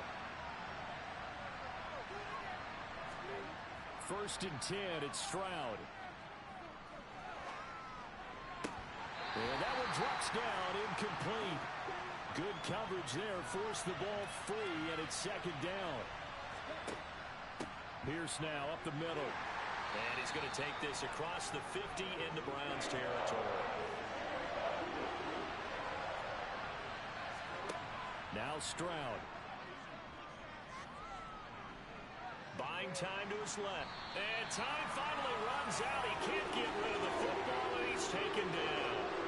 Taken down for the 5th time this game. Multiple defenders there to get him. And it has been a rough afternoon for him trying to get rid of the football. See, that's now 5 sacks. How'd you like to be the offensive coordinator, the offensive line coach trying to come up with an answer for this pass rush? What blocking assignments do you change? Can guys play a little bit better? And we're seeing the end result on the scoreboard. Long day in the pocket for their quarterback. Here's Cameron Johnston now as he's on to punt for Houston.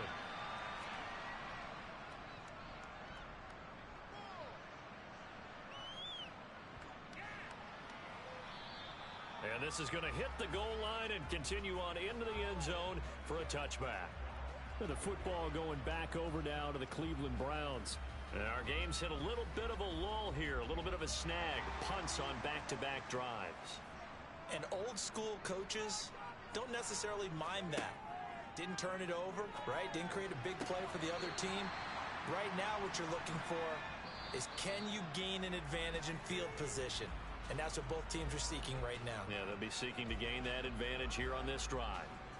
1 quarter remains here as the regular season starts to wind down. You're watching the NFL on EA Sports.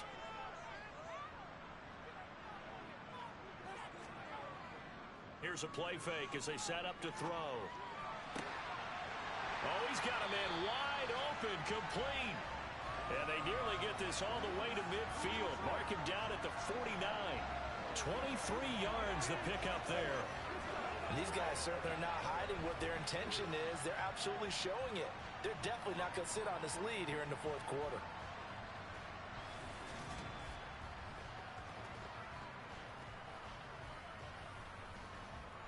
So signs of life in what's been a dormant offense in this second half. Here's 1st and 10.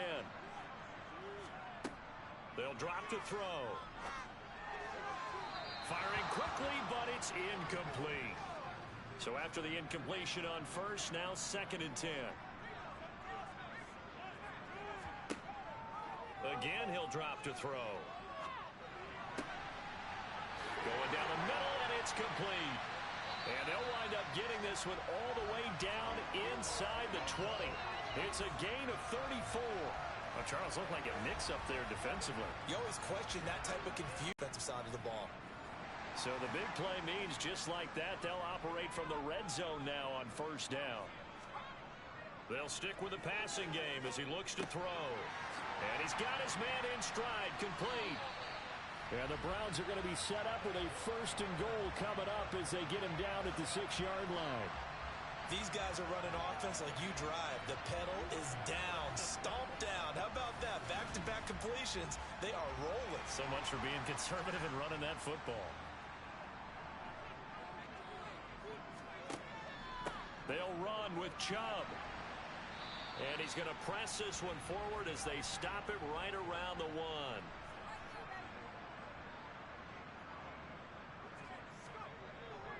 Chubb again. And he takes this one in for a Browns score. Nick Chubb, his 12th rushing touchdown of the year. And the Browns are able to build on to their 4th quarter lead.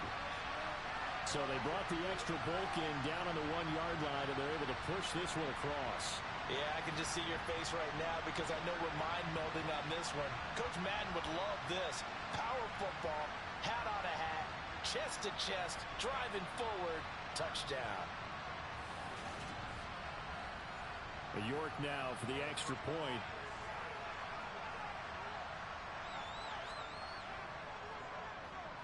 And his guys will take a 10-point lead. So that a 7-play, 80-yard drive. And Nick Chubb the one to finish it off as he does so with a touchdown run. And Hill will opt for the touchback. Out comes the Houston offense as they get set to take over here. A last series for him, a little disappointing, forced to punt. And now they'll try to do better here and come away with some points as they begin this drive. 1st and 10. Now they'll throw it with Stroud here. 1st and 10. And his throw is incomplete. Following the incomplete pass, here they go again. 2nd and 10 from the 25.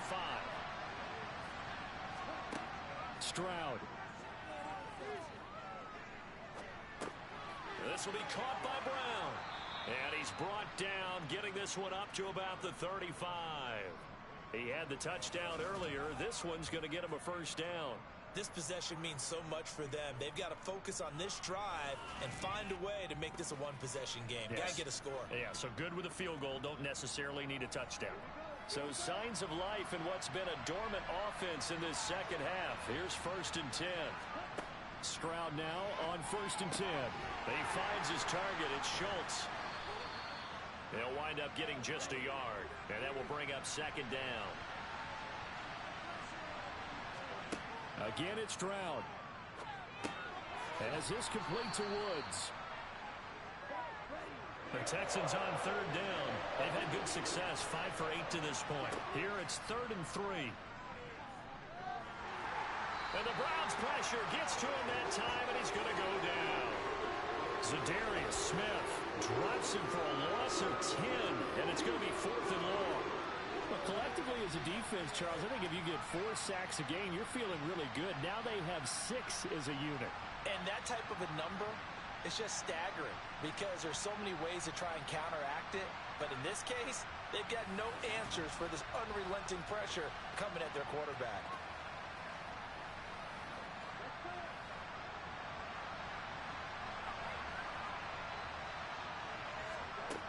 Fourth down, 4th quarter. Here's Stroud.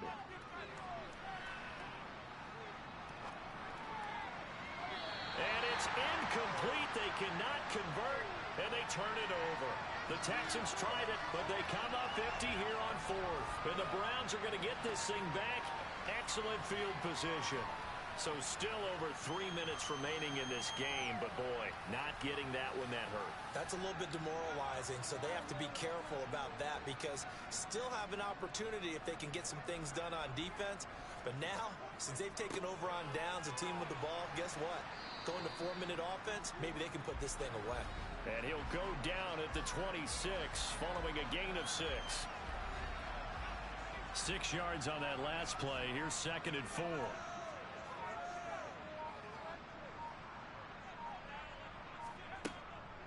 On 2nd down, here's Mitchell. And he's able to get it to the edge of the red zone at the 20-yard line. Consecutive runs of 6 yards gives him a 1st and 10. Now that's the way to do it. Hand it to someone with vision and good footwork and add a little bit of power, and you find a way to pick up 1st downs.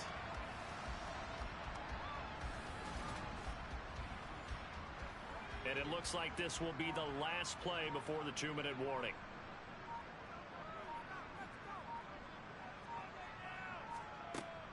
On 1st down, they go back to Mitchell. And this will leave him a yard short. Nice pickup of 9 yards on 1st down. So the Browns in possession of the football here as we get you reset. And you'd have to figure they're just looking to burn these final 2 minutes away and get out of here with a victory. They go up the middle with Chubb. And he is into the end zone. Touchdown, Cleveland. Nick Chubb with his 3rd touchdown of the game, number 15 on the year. And the Browns are closing in on a 3rd straight win as they widen the gap further here in the 4th quarter. What a huge touchdown that was, obviously, here in the late stages of the 4th quarter as they try to put this one away. And, Brandon, when they watch the film after this week, they'll be very proud of every rep if they close this game out. Just a few snaps remaining. They can't relax just yet.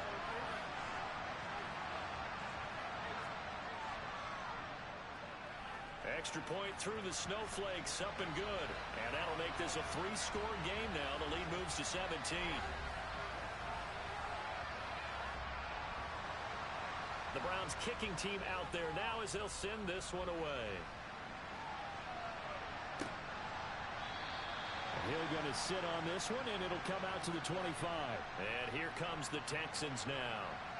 Their mini 2-game win streak appears it might be going by the wayside unless they can pull a rabbit out of their hat.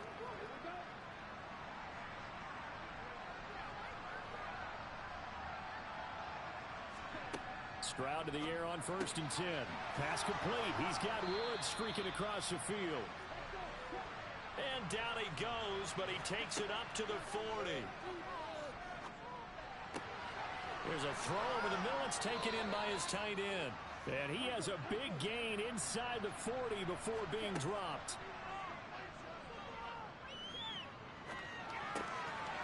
Now a throw here to his running back. And he's going to be marked down just inside the 35. Now you've got to hustle your guys to the line and get them set.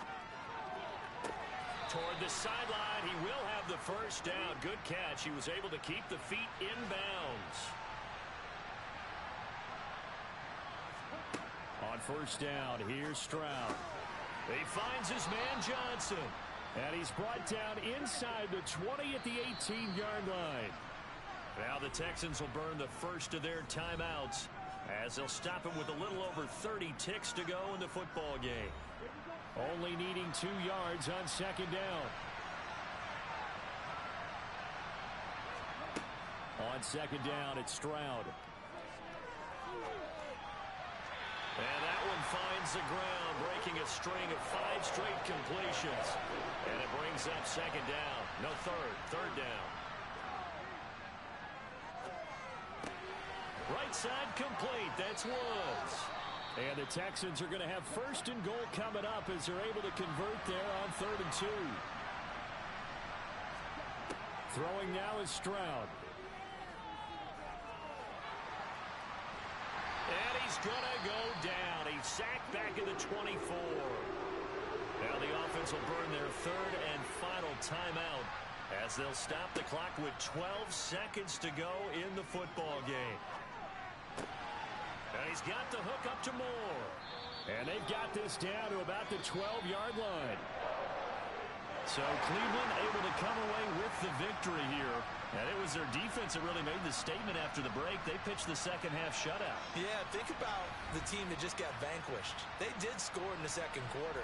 Do you think they thought at all that that would be their last points of the game? No, but what a second half. The adjustment, whatever they did in the locker room, it certainly worked. It certainly did, and you're exactly right. Whether it was an adjustment, whether it was just more focus on what they planned to do going in, whether they just played better, whatever it was, it all came together in the second half, and no points were allowed. That's a great way to close them out. So for Cleveland, the win will be number 11 for them on the year. And now they'll await the final seeding for the playoffs ahead. Meanwhile, for the Texans, it'll be double digits in losses as they fall to 7-10 for their final mark. And I think you have to say, ultimately, this was a team that really underachieved.